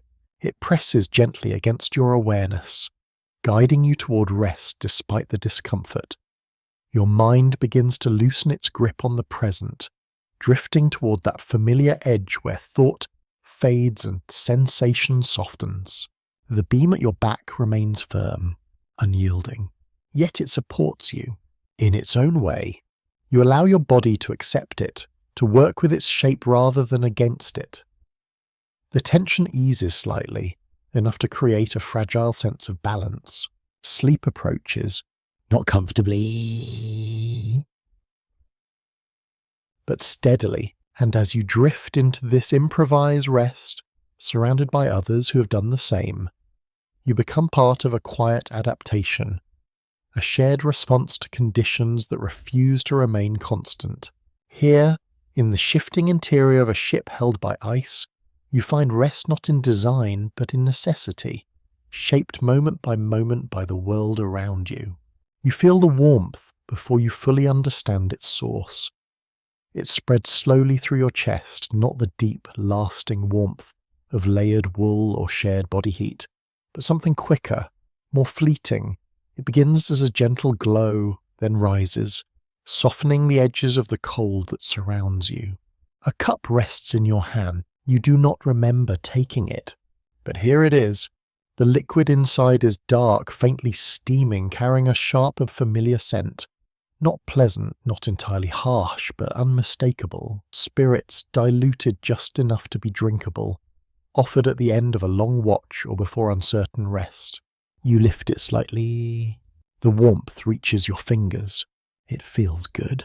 Sailors often relied on alcohol during Arctic voyages, not only for morale but as a perceived aid against the cold. It was distributed in controlled amounts, sometimes as part of daily rations, sometimes reserved for moments of particular strain. You take a small sip. The liquid burns lightly as it moves down your throat, leaving a trail of warmth that spreads outward. For a moment, the cold seems to retreat, pushed back by this sudden internal heat. It is deceptive. You know this. Even if the sensation is a welcome, some sailors believe strongly in the warming effects of alcohol, treating it as a necessary tool for survival. Others, particularly those with more experience, recognized its limits, understanding that while it created a feeling of warmth, it could actually increase heat loss over time. Historians still debate how widely this understanding was shared among early Arctic crews. Records suggest both perspectives existed, often side by side, shaped by personal experience and traditions. You take another sip. Smaller this time. The warmth lingers, though less intensely, settling into your chest and spreading outward in gentle waves. Your muscles relax slightly, tension easing in ways that feel almost immediate. It is comforting. Briefly, around you, others do the same, cups passing quietly from hand to hand, each person taking what is offered, then returning to their place. The ritual is simple, unspoken, yet consistent, a shared moment before rest. You notice the change in the air. Subtle. The scent of spirits mixes with the usual layers of oil and wool, adding a sharper note that cuts through the heaviness. It does not last long, but it leaves an impression, marking this moment as different from the others. You hold the cup for a moment longer. The warmth against your hands is almost as valuable as the drink itself. In a place where heat is scarce, even small sources become significant. You finish it. Slowly, the last of the liquid disappears, leaving behind a lingering heat that begins to fade almost as soon as it settles. You feel it receding, the cold pressing gently back into place, reclaiming the space it had briefly surrendered. It was never meant to last. There are stories of sailors who relied too heavily on such moments, seeking comfort in repeated measures that offered diminishing returns. Others avoided it entirely, preferring to rely on physical methods of warmth that proved more consistent. You set the cup aside, carefully. It makes a soft sound against the wood, barely noticeable in the quiet of the hold. The moment passes, the ritual complete, and the space returns to its usual rhythm. You adjust your coverings. The warmth from the drink has softened your awareness of the cold, making the fabric feel slightly more yielding, more accommodating. It is a temporary effect, but it eases the transition into rest. You lie back, or lean, depending on your position. The support beneath you remains unchanged, firm and unyielding, so that yet your body responds differently now, less tense, more willing to settle. Your breathing slows. The lingering warmth spreads faintly, then begins to fade, leaving behind a subtle trace rather than a strong presence. It is enough to ease you into the first stages of rest, smoothing the edges of discomfort. Some sailors believe that this ritual also helped quiet the mind, reducing the sharpness of thought that could interfere with sleep. Others found it had little effect, their minds remaining active despite the warmth. You find yourself somewhere in between, calmer, but still aware. The lantern flickers above, its light steady but alive, casting familiar shadows that move gently across the space. The sounds of the ship continue, unchanged, a constant backdrop to every moment. You close your eyes. The warmth fades further. The cold returns, but not as sharply as before. You settle into your position, allowing your body to adjust, to find balance once more within the layers of fabric and the confined space. The memory of warmth lingers just enough to carry you forward. Sleep approaches again, quietly, and as you drift toward it, you carry with you the brief comfort of that shared ritual, a small, fleeting warmth in a world defined by cold. You wake into silence so complete it feels unfamiliar. Not the usual quiet filled with creaks and distant cracks, but something deeper, heavier, as though the world outside has paused entirely.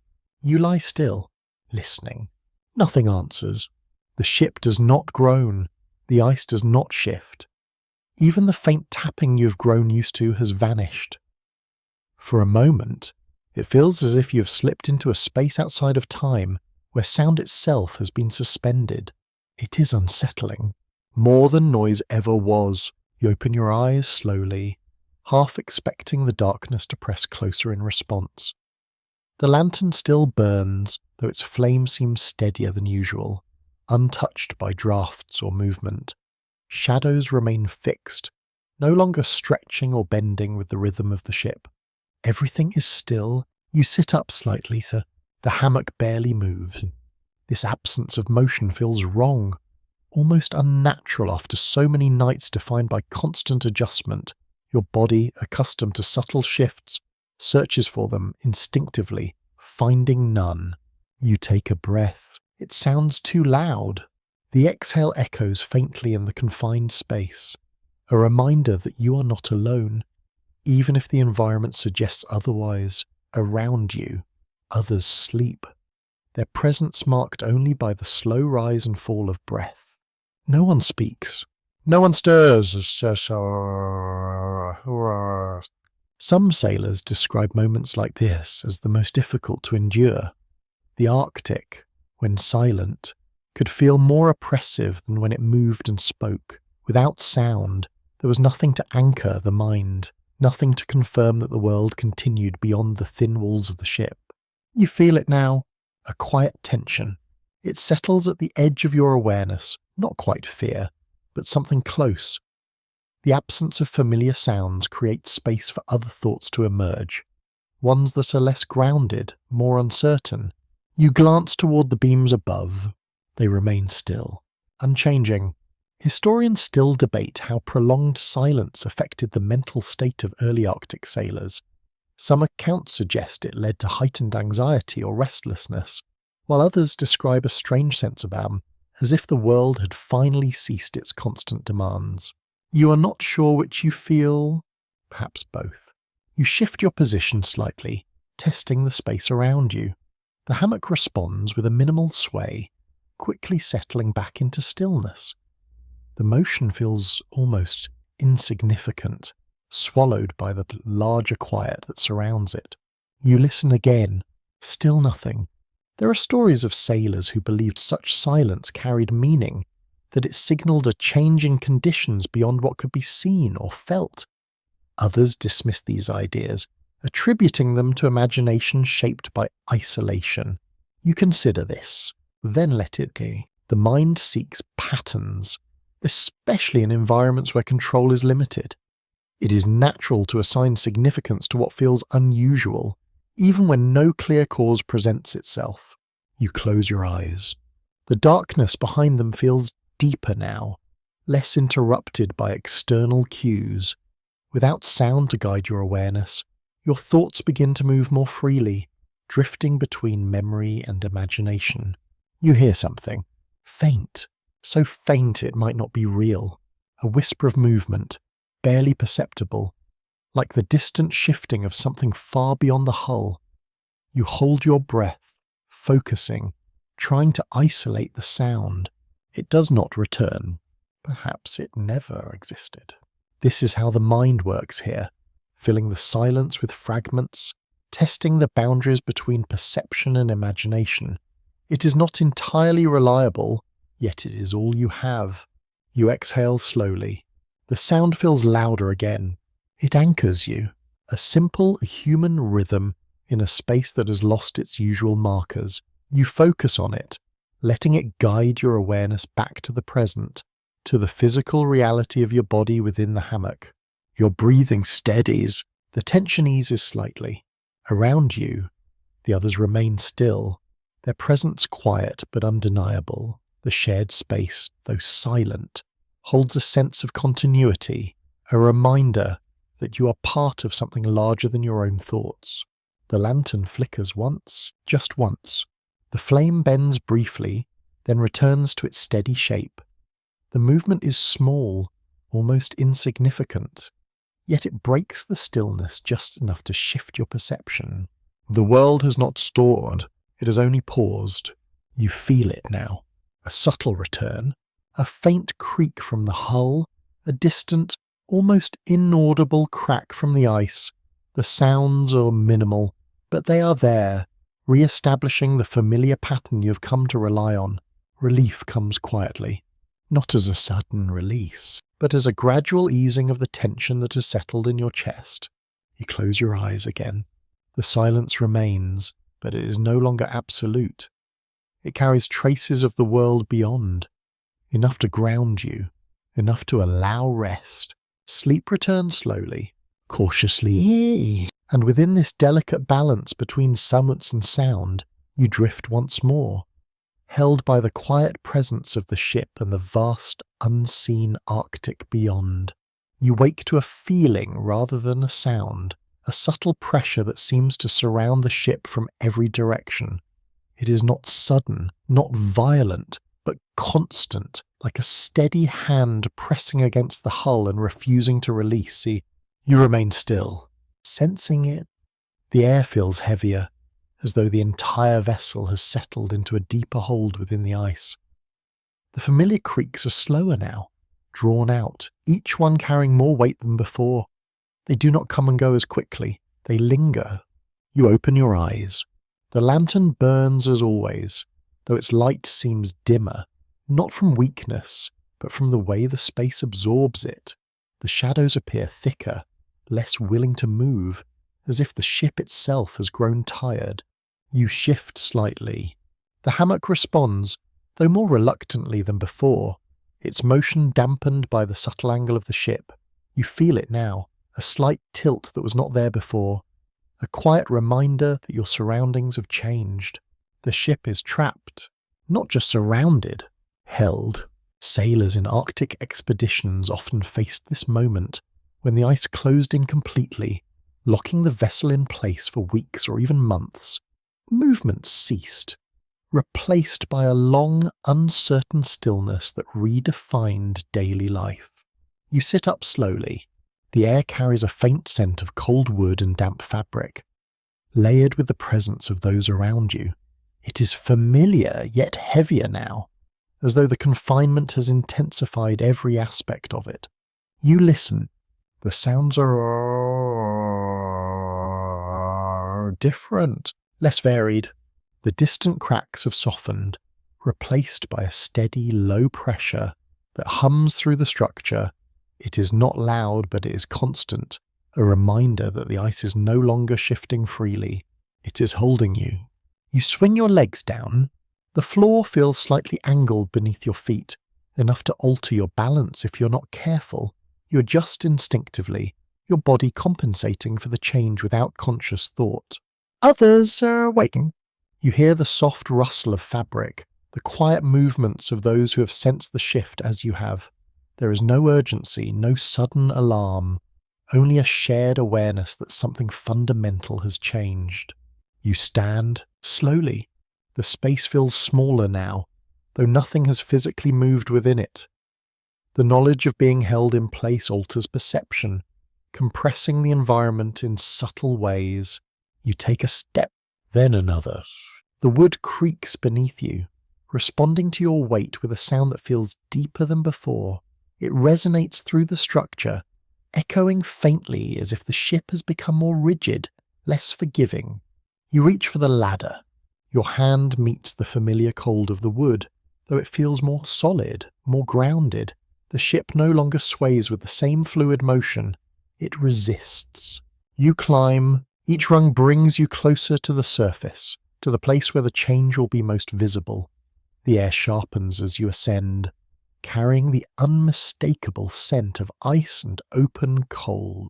You pause briefly, then continue.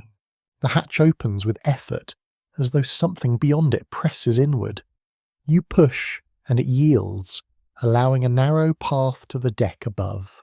You step out. The sight before you confirms what you already felt. The ship is encased. Ice surrounds it completely, stretching in every direction, unbroken and unmoving.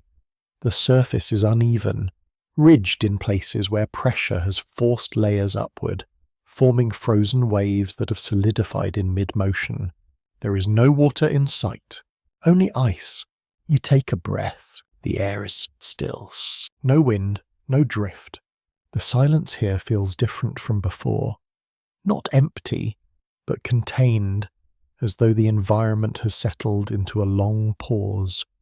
The storm has passed, but it has left something behind: immobility. Some sailors describe this phase as both a relief and a burden. The absence of shifting ice reduced immediate danger, yet it introduced a new challenge: the uncertainty of how long the ship would remain trapped and what that meant for survival. Historians still debate how crews adapted psychologically to these extended periods of immobility. Some accounts suggest routine and discipline helped maintain stability, while others hint at growing tension and unease as time stretched on. You walk a few steps along the deck.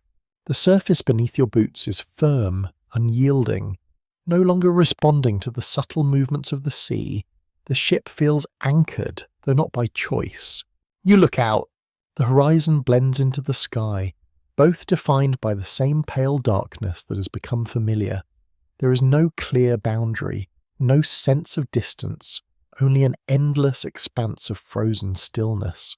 You return below. The hatch closes behind you, sealing the cold outside once more. Inside, the hold feels different now, shaped by the knowledge of what surrounds it. You move back to your place. The hammock waits. You settle into it again, the fabric adjusting beneath you, though its motion feels more restrained, less fluid than before. The ship no longer rocks you gently, it holds you steady. You pull your coverings close. The warmth builds slowly, as it always does, though the process feels more deliberate now, as if the environment demands greater effort for the same result. You close your eyes. The sounds have changed. The motion has changed. The very nature of your rest has shifted. Yet the need for sleep remains constant, guiding you back toward that fragile state where body and mind recover what they can. And as you drift once more into rest, you carry with you the quiet certainty that the world outside has stilled, holding you in place within its vast, frozen grasp. You become aware of the air before anything else. Not its temperature, which remains consistently cold, but its weight, its presence as something shared and slowly changing. It fills your lungs with a familiar mixture that has grown denser over time. You inhale. It carries layers. Oil from the lantern, salt embedded in clothing, damp wool that never fully dries, and beneath it all, the unmistakable scent of human bodies confined within a limited space for far too long. It is not overwhelming, aiming, but it is constant. You lie still for a moment, letting the sensation settle. The air feels thicker now than it did in earlier days, less fresh, more lived in. Each breath reminds you that this space is closed, that what enters it remains, circulating slowly. You turn your head slightly. The fabric near your face brushes against your cheek, carrying its own subtle scent, shaped by repeated use and the quiet accumulation of moisture and time.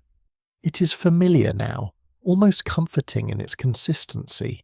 Sailors often noted the atmosphere below deck during long Arctic voyages, describing it as heavy, sometimes oppressive, yet also strangely grounding.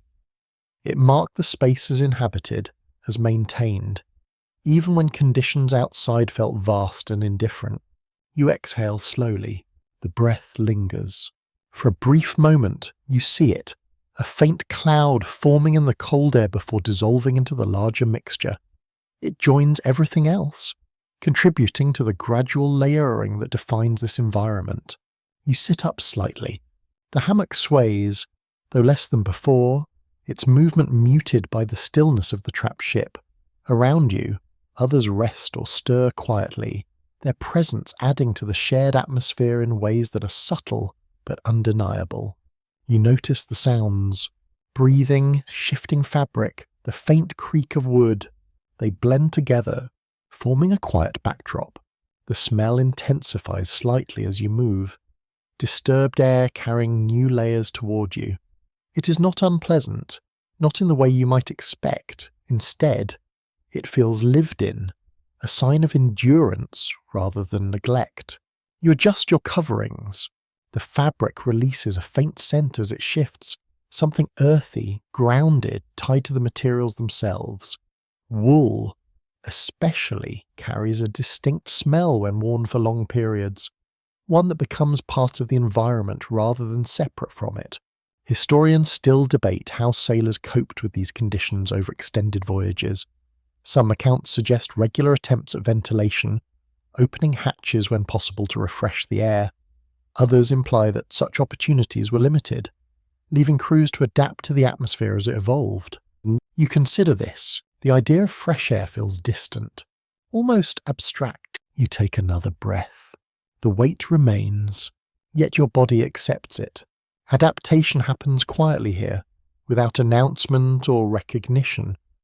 What once might have felt oppressive becomes normal, integrated into your awareness without resistance. You lean back again. The hammock supports you, its familiar curve guiding your posture into a position that conserves energy. Your body relaxes slightly, responding to the consistency of the environment. A faint cough sounds nearby, then another. It echoes softly, a reminder that the air, while breathable, carries its own challenges. Dryness, cold, and confinement all leave their mark, shaping the way bodies respond over time. You listen briefly, then let it fade. There is little to be done in the moment. The conditions are shared, accepted, endured collectively rather than individually altered. You close your eyes. The scent remains. It does not disappear with the absence of sight. Instead, it becomes more pronounced, filling the space where visual cues once guided your awareness. You focus on your breathing, letting it anchor you within the layered atmosphere. Inhale, exhale. Each cycle blends you further into the environment, reducing the distinction between self and space. You are part of it now, just as it is part of you. There are small variations, moments when the scent shifts slightly, when a draft carries a different note through the hold, perhaps from the upper deck or a newly opened space. These changes are subtle, fleeting, yet noticeable. You sense one now, a faint trace of colder air. Cleaner. It passes quickly, leaving behind the familiar density that defines this place. You recognize it as a reminder of what exists beyond the hull, even if it remains out of reach. Your breathing slows. The weight of the air becomes less noticeable as your mind begins to drift. What once required attention now fades into the background, allowing space for rest to return. You settle deeper into the hammock. The fabric holds you, the air surrounds you, and within this shared, layered atmosphere, you drift once more towards sleep, carried not by fresh winds or open skies, but by the quiet persistence of life within the confines of a frozen ship. You notice the change in sound before anything else. It is subtle at first, a low, uneven rhythm that does not match the breathing or movement of the men around you. It carries a different texture, softer in some moments, sharper in others. You listen more closely. Oh, there it is again. A quiet shuffle, a faint huff of breath. Not human. You open your eyes slowly, adjusting to the lantern's steady glow. Shapes resolve around you, familiar at first, then slightly altered. Near the far end of the hold, movement catches your attention, low to the ground, deliberate but unhurried. The animals have settled it. Not many, but enough. On some Arctic voyages, sailors shared space with sled dogs or small livestock, depending on the purpose of the expedition. These animals were essential for travel, food, or labour once the ship could no longer move freely. During the long nights, they were often brought below deck. You watch one of them now, a dog, its thick fur dull in the lantern light, curls into itself near a stack of supplies. Its body rises and falls with steady breaths, each exhale producing a faint puff of warmth that lingers briefly before fading. It seems at ease, more than you expected. You shift slightly in your hammock. The motion draws a brief glance from the animal, its eyes catching the light for a moment before closing again. There is no alarm, no tension. It has grown used to this space, just as you have. The air carries a new layer, faint but distinct. Animal scent mixes with the existing atmosphere, adding another dimension to the already complex blend of oil, wool, and human presence. It is not unpleasant, though it is noticeable, especially at first. You inhale. Slowly, the scent settles. Sailors often noted the presence of animals below deck as both a benefit and a complication. The additional body heat they provided could make a measurable difference in such cold conditions, especially in confined spaces where warmth accumulated gradually. You feel it now. A slight increase, not dramatic, but present. Historians still debate how commonly animals were kept within sleeping quarters during Arctic winters. Some accounts suggest it was a practical necessity, while others imply it was avoided when possible due to concerns about space and sanitation. The truth likely varied depending on the situation. You listen again. The sounds continue. Soft breathing, occasional. A quiet scratch against wood. They blend into the environment quickly, becoming part of the background just as the creaks of the ship once did. Your awareness adjusts, incorporating these new elements without resistance. Nearby, another sailor shifts. The hammock sways gently, and the motion carries outward, causing a subtle ripple through the row. One of the animals lifts its head briefly, then lowers it again, unconcerned. There is a calm here, unexpected. You observe the way the animals settle, their bodies instinctively conserving heat, their movements economical and precise. They seem to understand the environment in ways that do not require thought, responding naturally to the conditions that challenge you more directly. You feel a quiet respect for that. A small pause follows. Then stillness. Some sailors believe that the presence of animals improved sleep, not only through added warmth, but through the subtle comfort of companionship.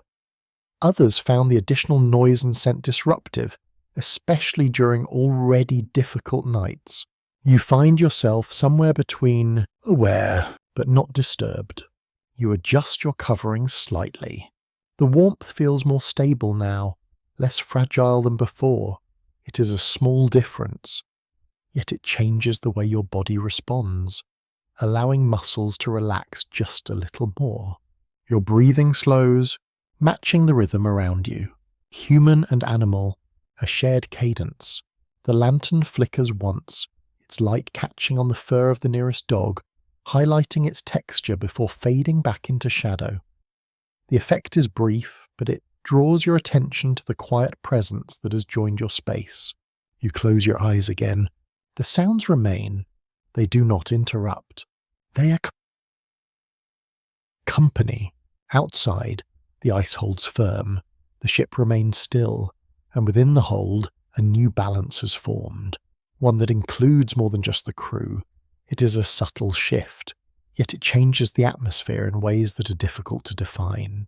You drift towards sleep, carried by the combined warmth of bodies, the steady rhythm of breathing, and the quiet presence of creatures who share this confined world with you.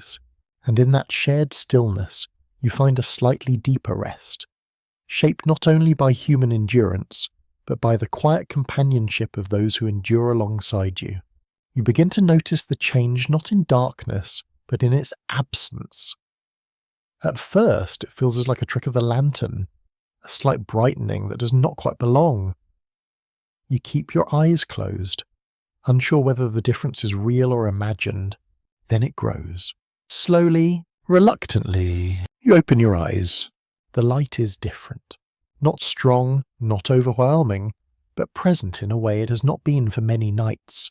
It seeps through small gaps, filtering down from above in faint, pale strands that soften the edges of the hold. You sit up slightly. The hammock sways beneath you. You look toward the hatch. There it is. A suggestion of daylight. After long stretches of darkness, the return of light does not arrive suddenly. It creeps in, almost shy, touching the world in small increments that feel uncertain at first. The Arctic summer begins this way, slowly reclaiming the sky. You feel it in your chest. A quiet shift, Sailors often describe this transition as both welcome and unhandling. The return of light brought relief from the endless night, yet it also disrupted the fragile patterns of rest that had formed in its absence. Or you notice it now?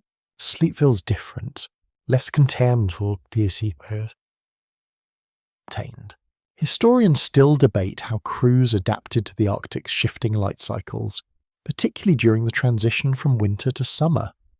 Some accounts suggest improved morale, while others indicate increased difficulty maintaining consistent sleep. You swing your legs down, the floor meets you with its familiar chill. Though the space around you feels subtly altered, the lantern still burns, but its light no longer dominates. It blends with the faint glow filtering in from above. You stand slowly. Around you, others are waking as well, their movements carrying a different energy. It is not urgency, not exactly, but something lighter, less burdened by the weight of constant darkness. You move toward the ladder.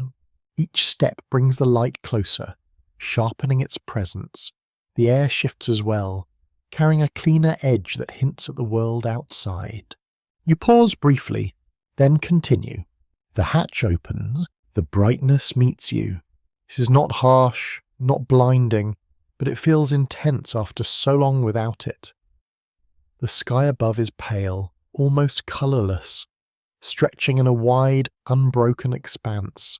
The sun sits low, tracing a slow path along the horizon without ever fully rising or setting. You squint slightly, adjusting. The ice reflects the light, amplifying it, turning the entire landscape into a muted glow that reaches in every direction. Shadows are softer here, less defined, as if the light refuses to commit to a single angle. You step onto the deck. The air feels sharper, cleaner. You take a breath. It fills your lungs differently, carrying less of the enclosed heaviness you've grown used to below deck. It feels almost unfamiliar. This openness, this clarity. You look out. The horizon is visible again, though it blends seamlessly with the sky, creating a continuous line that is difficult to separate. The world feels larger now, less confined, even though the ship remains trapped in ice. You feel the difference. In your body, in your mind. Some sailors welcome this change, finding renewed energy in the presence of light.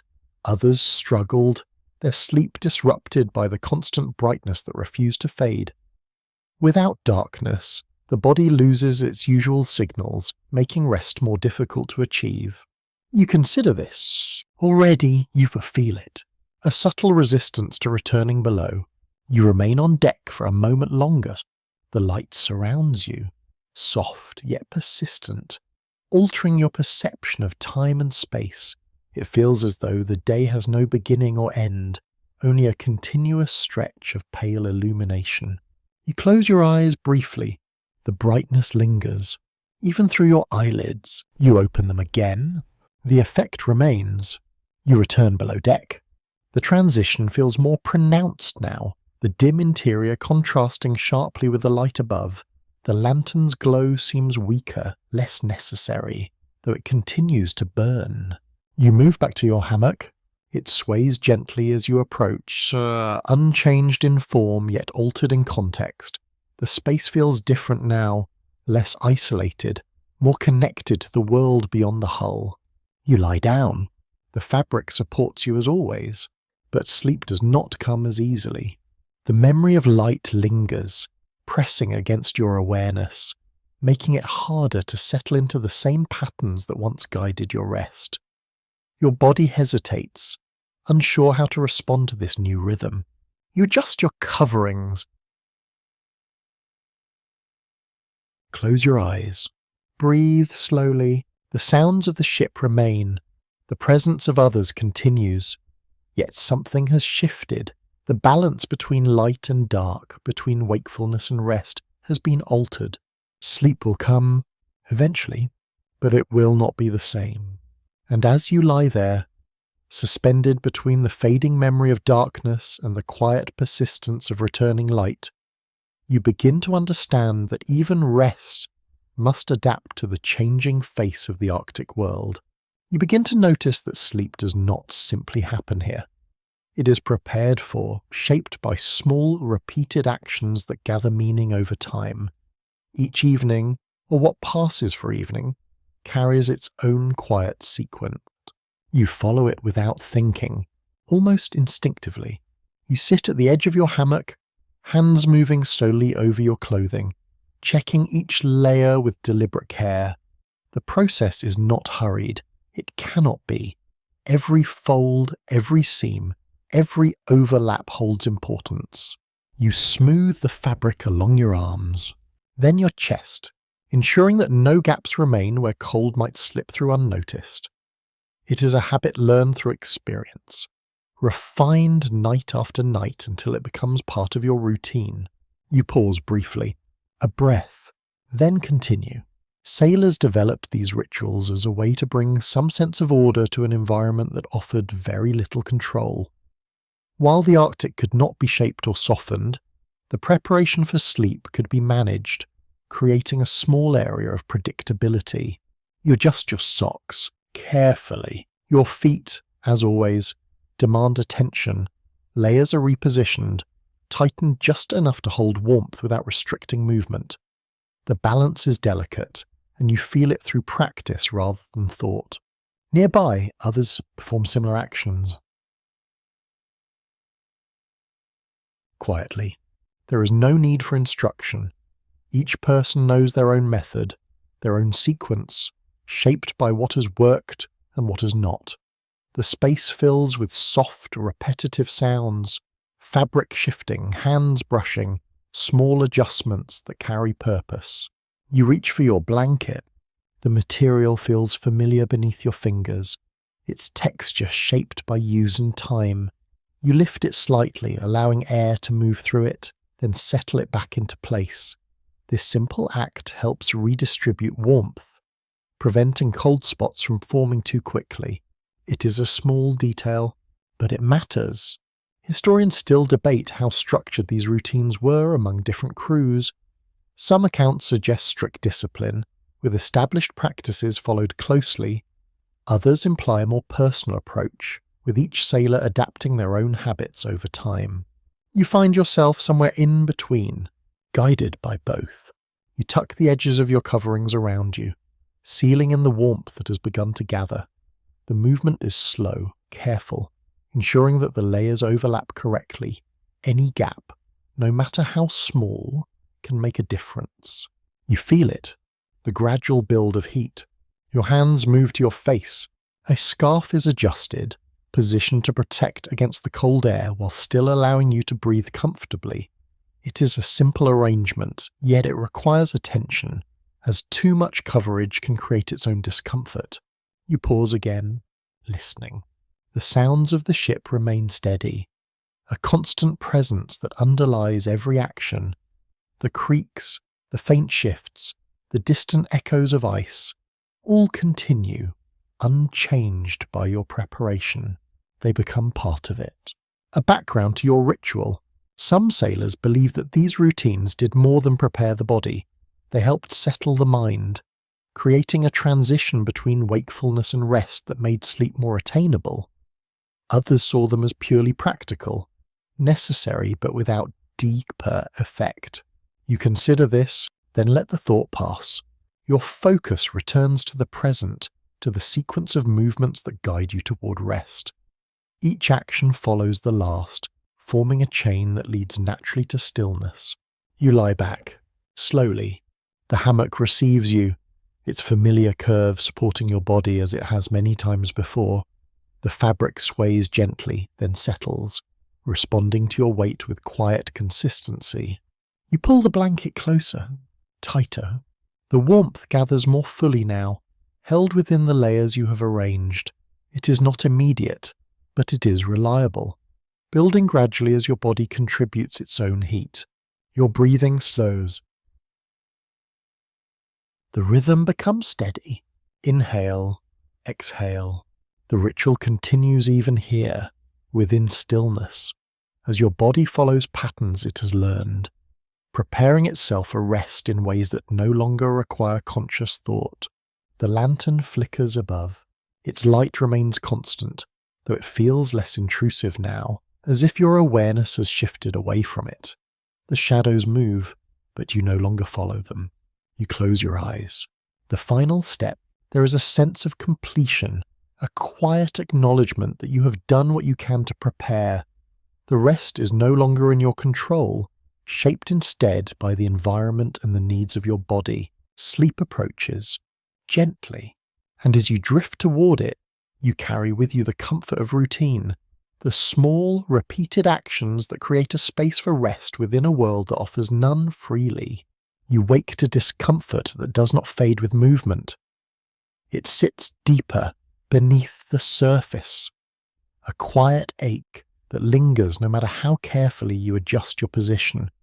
At first, you try to ignore it. You shift slightly. The hammock sways. The sensation remains. It is not sharp, not overwhelming, but persistent enough to draw your attention again and again. Your joints feel stiff, your muscles slow to respond, as though rest has not fully reached them. You take a breath. It catches slightly. The air feels drier than before, each inhale carrying a faint irritation that settles in your throat. You swallow, trying to ease it, but the dryness remains, a constant presence that does not quite resolve. You sit up slowly. The motion requires effort. Your body resists in small ways, reminding you that the conditions here do not allow full recovery. Sleep, while necessary, is never complete. It restores only what it can. Nearby, another sailor coughs. The sound is harsher now, deeper, lingering longer before fading. It echoes through the hold, followed by a brief silence that feels heavier than usual. You listen. There are more, not loud, but present. Sailors on long Arctic voyages often faced a range of physical challenges that made rest difficult. Cold, confinement, and limited resources created conditions where minor discomforts could grow into more persistent issues, affecting both sleep and daily function.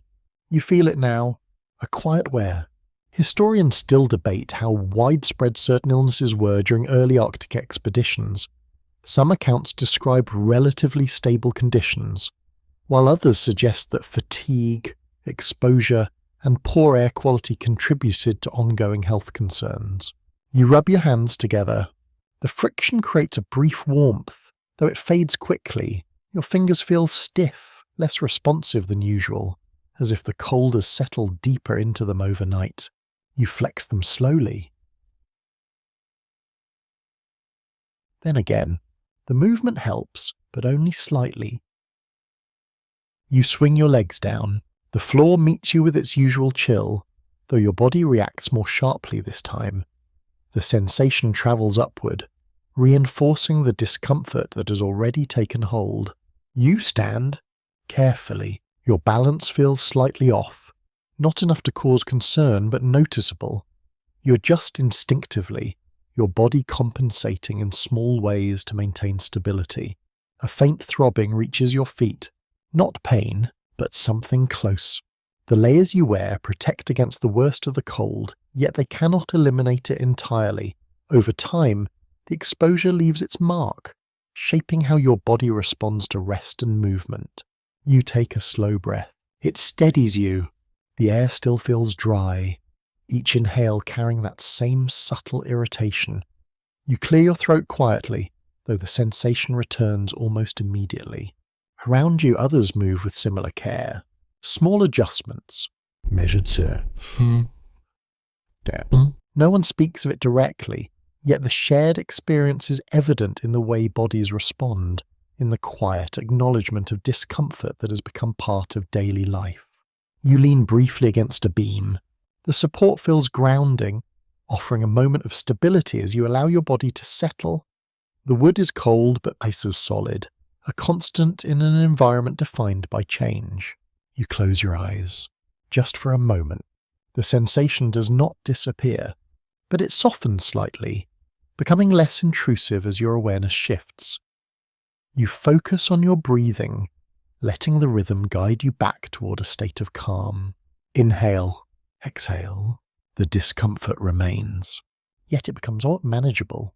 Some sailors developed small strategies to cope with these persistent sensations, adjusting their routines, modifying their rest positions, or simply accepting the limitations imposed by the environment. Others struggled more deeply, finding it difficult to adapt. You consider this, then return to the present. Your body begins to adjust again, finding a new balance within the discomfort. It is not ideal, but it is sufficient. The human body, you realize, is capable of enduring more than it might seem. You move back toward your hammock. It sways gently as you approach, unchanged in form, offering the same limited support it always has. You ease into it carefully, allowing your body to settle without sudden movement. The fabric holds you. The warmth gathers slowly. Your breathing steadies once more, though the dryness remains, a subtle reminder of the environment's effect. You pull your coverings closer, seeking what comfort you can within their layers. Sleep lingers at the edge of your awareness, not as an escape, but as a necessity. And as you close your eyes again, you accept the quiet presence of discomfort, allowing it to exist without resistance, trusting that rest, however incomplete, will still come. You do not fully relax when you lie down this time. Something remains active beneath the surface of your thoughts, a quiet tension that does not fade with stillness. It is not tied to the cold or the air or even the lingering discomfort in your body. It is something else. You close your eyes anyway. The hammock sways faintly beneath you, its motion familiar, almost reassuring. The sounds of the ship continue at their usual pace, soft creaks and distant shifts that blend into a steady background. Nothing appears out of place. Yet your mind lingers on what lies beyond. You picture the ice surrounding the ship, vast and unmoving, hiding whatever currents still flow beneath it. The surface appears solid, dependable, yet you know it is not as simple as it seems. There are cracks, pressure lines, hidden spaces. Sailors often carried this awareness with them. Even into sleep, the Arctic was never entirely predictable, and the knowledge of unseen dangers beneath the ice could linger in the mind, shaping rest in subtle ways. You feel it now, a quiet unease.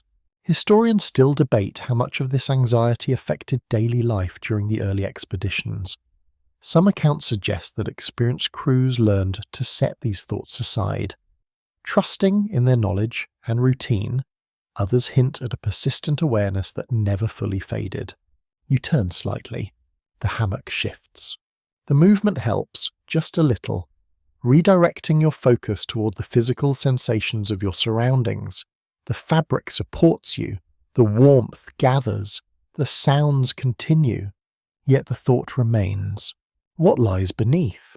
You imagine the ship's hull pressed against the ice, the barrier between you and the cold water below. It is strong, carefully built, yet it is still wood, still subject to forces far greater than itself. You take a slow breath. It steadies you. The air feels familiar, the scent of the hold grounding you in the present. You focus on it, letting the physical reality of your environment anchor your thoughts. Still, your mind drifts. You picture the tools used to navigate these waters, the charts, the instruments, the knowledge passed down through generations of sailors. They offer guidance, yet they are not perfect. There are uncertainties. Always. Some sailors found comfort in understanding the limits of their knowledge, accepting that not everything could be predicted. Others found this deeply unsettling, their thoughts returning again and again to what could not be seen. You find yourself between them, aware, but not overwhelmed. Overwhelmed? The ship creaks softly, a familiar sound. It draws your attention back to the present, to the structure that surrounds you, holds you, protects you. You listen to it, allowing the rhythm to replace the wandering of your thoughts. It helps. Gradually, your breathing slows, the tension eases slightly, not disappearing, but becoming less sharp, less insistent. It shifts from the foreground of your awareness to something more distant, You adjust your coverings. The warmth responds. It spreads slowly, creating a small, flexible space within which your body can rest. The sensation is subtle, yet it provides a point of focus, something tangible.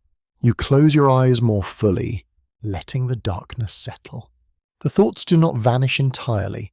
They linger at the edges, quieter now, less defined.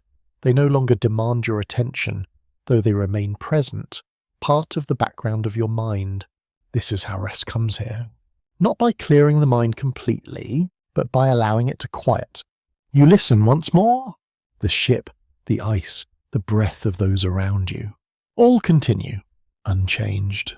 The world beyond remains vast and uncertain, filled with elements you cannot see or control. Yet within this confined space you find a measure of stability, enough to support the fragile process of sleep. You exhale slowly.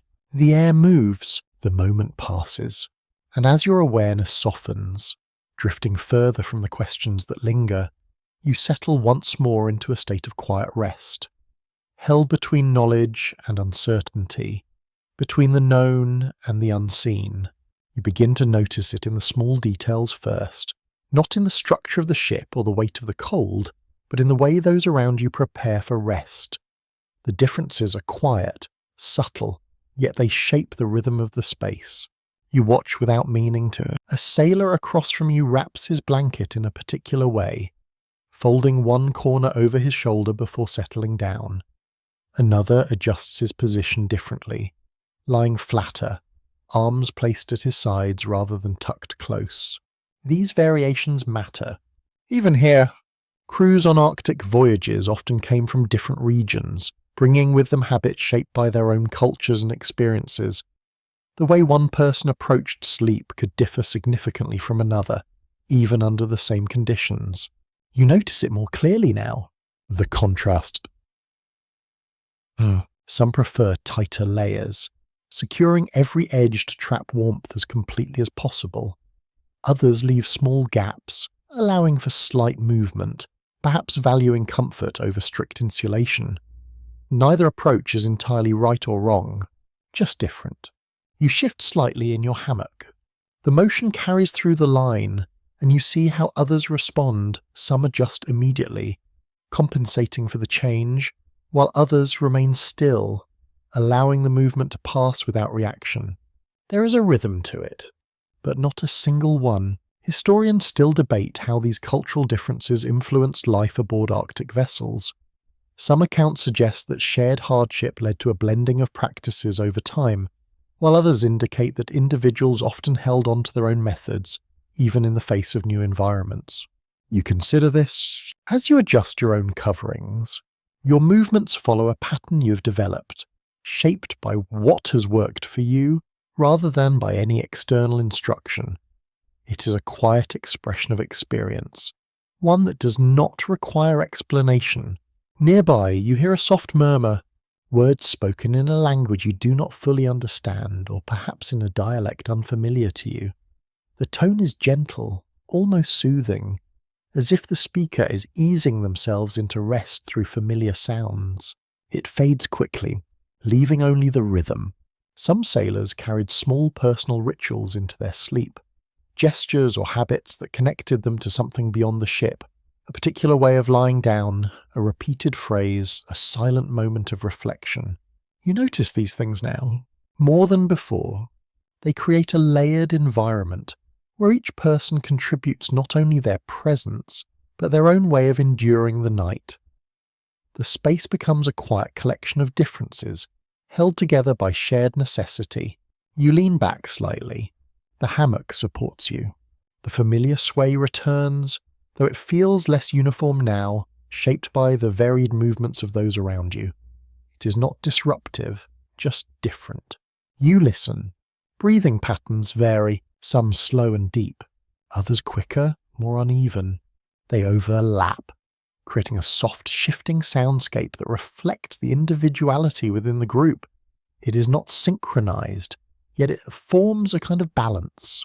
You feel it, a shared space, built from differences. There are stories of crews who struggled with these variations, where conflicting habits led to tension or misunderstanding.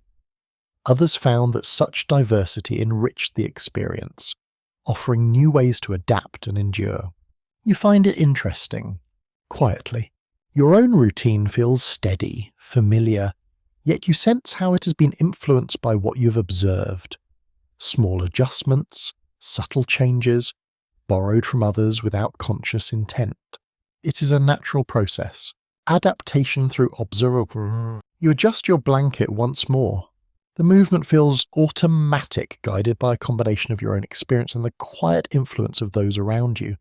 The result is something uniquely yours, yet shaped by the collective. You close your eyes. The sounds continue. Varied, layered. Human. The ship creaks softly. The ice shifts faintly beyond the hull. And within this confined space, a complex pattern of behaviours unfolds, each person contributing their own approach to the shared challenge of rest. You breathe slowly, letting it all settle. The differences no longer stand out as sharply. They blend into the background, becoming part of the environment rather than separate from it. What once seemed distinct now feels integrated. You drift towards sleep, carried not by uniformity but by the quiet harmony of varied rhythms, each one finding its place within the larger whole. And in that shared, diverse stillness, you find rest once more, shaped by both your own habits and the subtle presence of others who endure the Arctic night in their own ways. You notice the change gradually, not as a sudden warmth, but as a soft easing of the cold that has defined every moment. It begins at the edges, in the air, in the way your breath feels less sharp as it leaves your lungs. You inhale. It feels different. Still cold, but gentler. You sit up slowly in your hammock, sensing the shift in ways that are difficult to name. The fabric beneath you feels slightly more yielding, less rigid than it had been during the deepest cold. The stiffness in your joints has not vanished, but it has softened. You pause, taking it in. The Arctic is loosening its hold. Not completely, but enough. Sailors often describe this transition as subtle, almost uncertain at first. After long periods of extreme cold, even a small change in temperature could feel significant, altering both the environment and the body's response to it. You feel it now, a quiet relief. You swing your legs down. The floor meets you with its familiar chill, yet it lacks the biting edge it once carried. Your feet respond more easily, the movement less restricted, the sensation more manageable. You stand carefully. Your balance feels steadier, your muscles more responsive. The small adjustments that once required effort now happen with less resistance. It is not a full return to comfort, but it is a step toward it. You move toward the ladder. The air shifts as you climb, carrying a faint freshness that had been absent before. It is subtle, yet noticeable, a sign that conditions above have changed as well. You reach the hatch, or it opens more easily. The resistance you once felt has lessened, replaced by a smoother motion that suggests reduced pressure from the ice outside. You step onto the deck. The light greets you, brighter now. The sky stretches wide, pale and expansive, with the sun tracing a higher path than before. It does not linger at the horizon as it once did. It rises, slowly but surely, bringing with it a clearer sense of day. You look out. The ice remains, but it has changed. Cracks appear where there were none before, thin lines that stretch across the surface, hinting at movement beneath. The solid stillness has given way to subtle motion, a gradual return to fluidity. You feel it in the air. A slight shift. Historians still debate how quickly crews recognize these changes during Arctic expeditions. Some accounts suggest a keen awareness, developed through experience, while others imply uncertainty, the environment revealing its transitions slowly.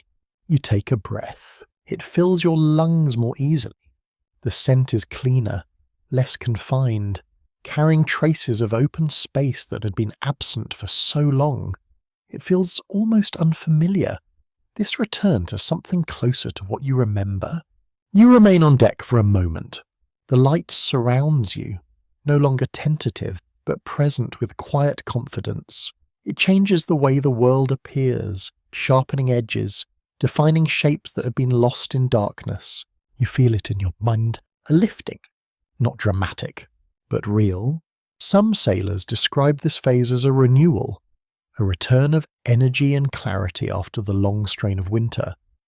Others found the transition disorienting, their bodies struggling to adjust to the changing conditions. You consider this, your own experience, it lies somewhere between. You return below. The hold feels different now, though its structure remains the same. The air is lighter, the atmosphere less dense. The lantern still burns, but its presence feels less dominant as natural light begins to reclaim its place. You move back to your hammock. It sways gently as you approach. Its motion more fluid than before. The fabric feels softer, responding more easily to your touch. You settle into it, noticing the change in the way it supports you. You pull your coverings close. The warmth gathers more quickly. Your body responds with less resistance, accepting the heat with a readiness that had been dulled by the deeper cold. The process feels smoother, more natural. You close your eyes, sleep approaches. Different now, less strained. The tension that once accompanied it has eased, replaced by a quieter, more stable sense of rest. Your breathing slows, your body settling into the rhythm with greater ease. Outside, the ice continues to shift, the Arctic's gradually releasing its grip. Inside, you lie suspended in a space that is changing, adapting, moving towards something new. And as you drift into sleep once more, you carry with you the quiet awareness that even the harshest conditions do not remain forever. That change, slow and steady, finds its way into every corner of this frozen world. You lie still, aware of how different everything feels now. Even though the space around you has not changed in any obvious way, the hammock still sways gently, the lantern still burns, the ship still holds you within its wooden frames, and yet something has softened. You breathe in slowly, noticing how the air moves more easily through your chest. It no longer feels as heavy, as though the long weight of winter has lifted just enough to be felt. Around you, the quiet presence of others remains, though even that seems lighter somehow. You close your eyes, not from exhaustion, but from ease. There was a time, not so long ago, when sleep felt like a fragile thing, something you had to hold carefully, protect from the cold, from the noise, from the uncertainty that pressed in from every side. Now, it feels closer, more willing to come without resistance. You feel it.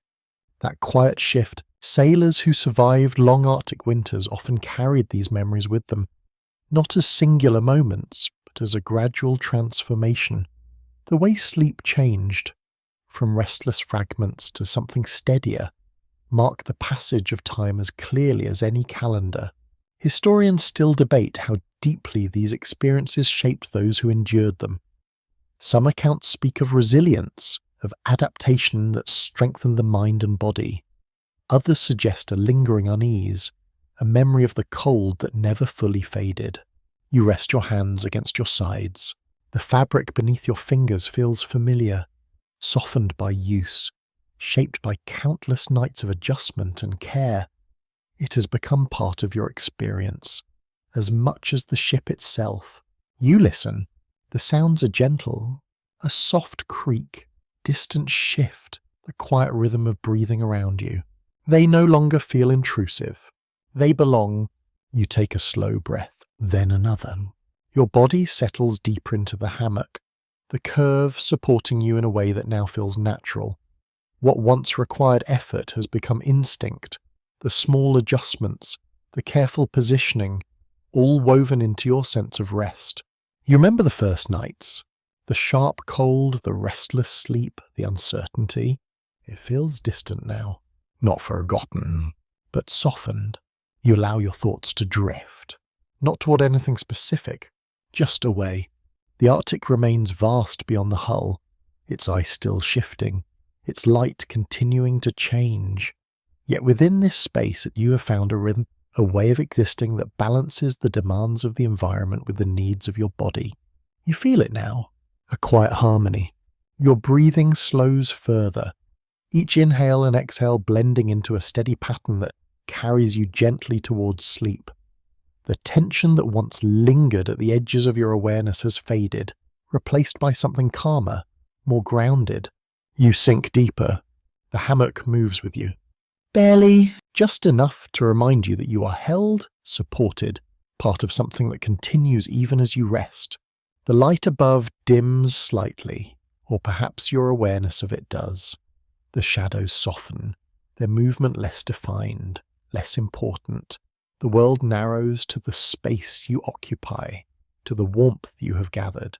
You drift, slowly, gently, and as you do, the memories of cold nights, of shifting ice, of restless watches and shared warmth, all settle into something quieter, something that no longer demands attention. They simply exist, part of you, part of this place. Your breathing becomes softer. Your body still. The ship continues its quiet presence, the ice beyond it no longer a threat, but a distant, fading memory of movement and sound. The light remains, but it no longer pulls you away from rest. You let go, not completely, just enough, and in that space between waking and sleep, you find a calm that feels earned, shaped by endurance, by adaptation, by the long, slow passage of time in a world defined by extremes. The Arctic night, once endless, now feels like something that has passed through you, leaving behind not only memory, but a quiet understanding of how rest can exist even in the harshest places. You breathe, softly, and drift, deeper, into a sleep that comes without resistance, carried gently by the rhythm you have learned, held within the quiet, steady presence of the ship and the fading echo of the frozen world beyond. Sweet dreams.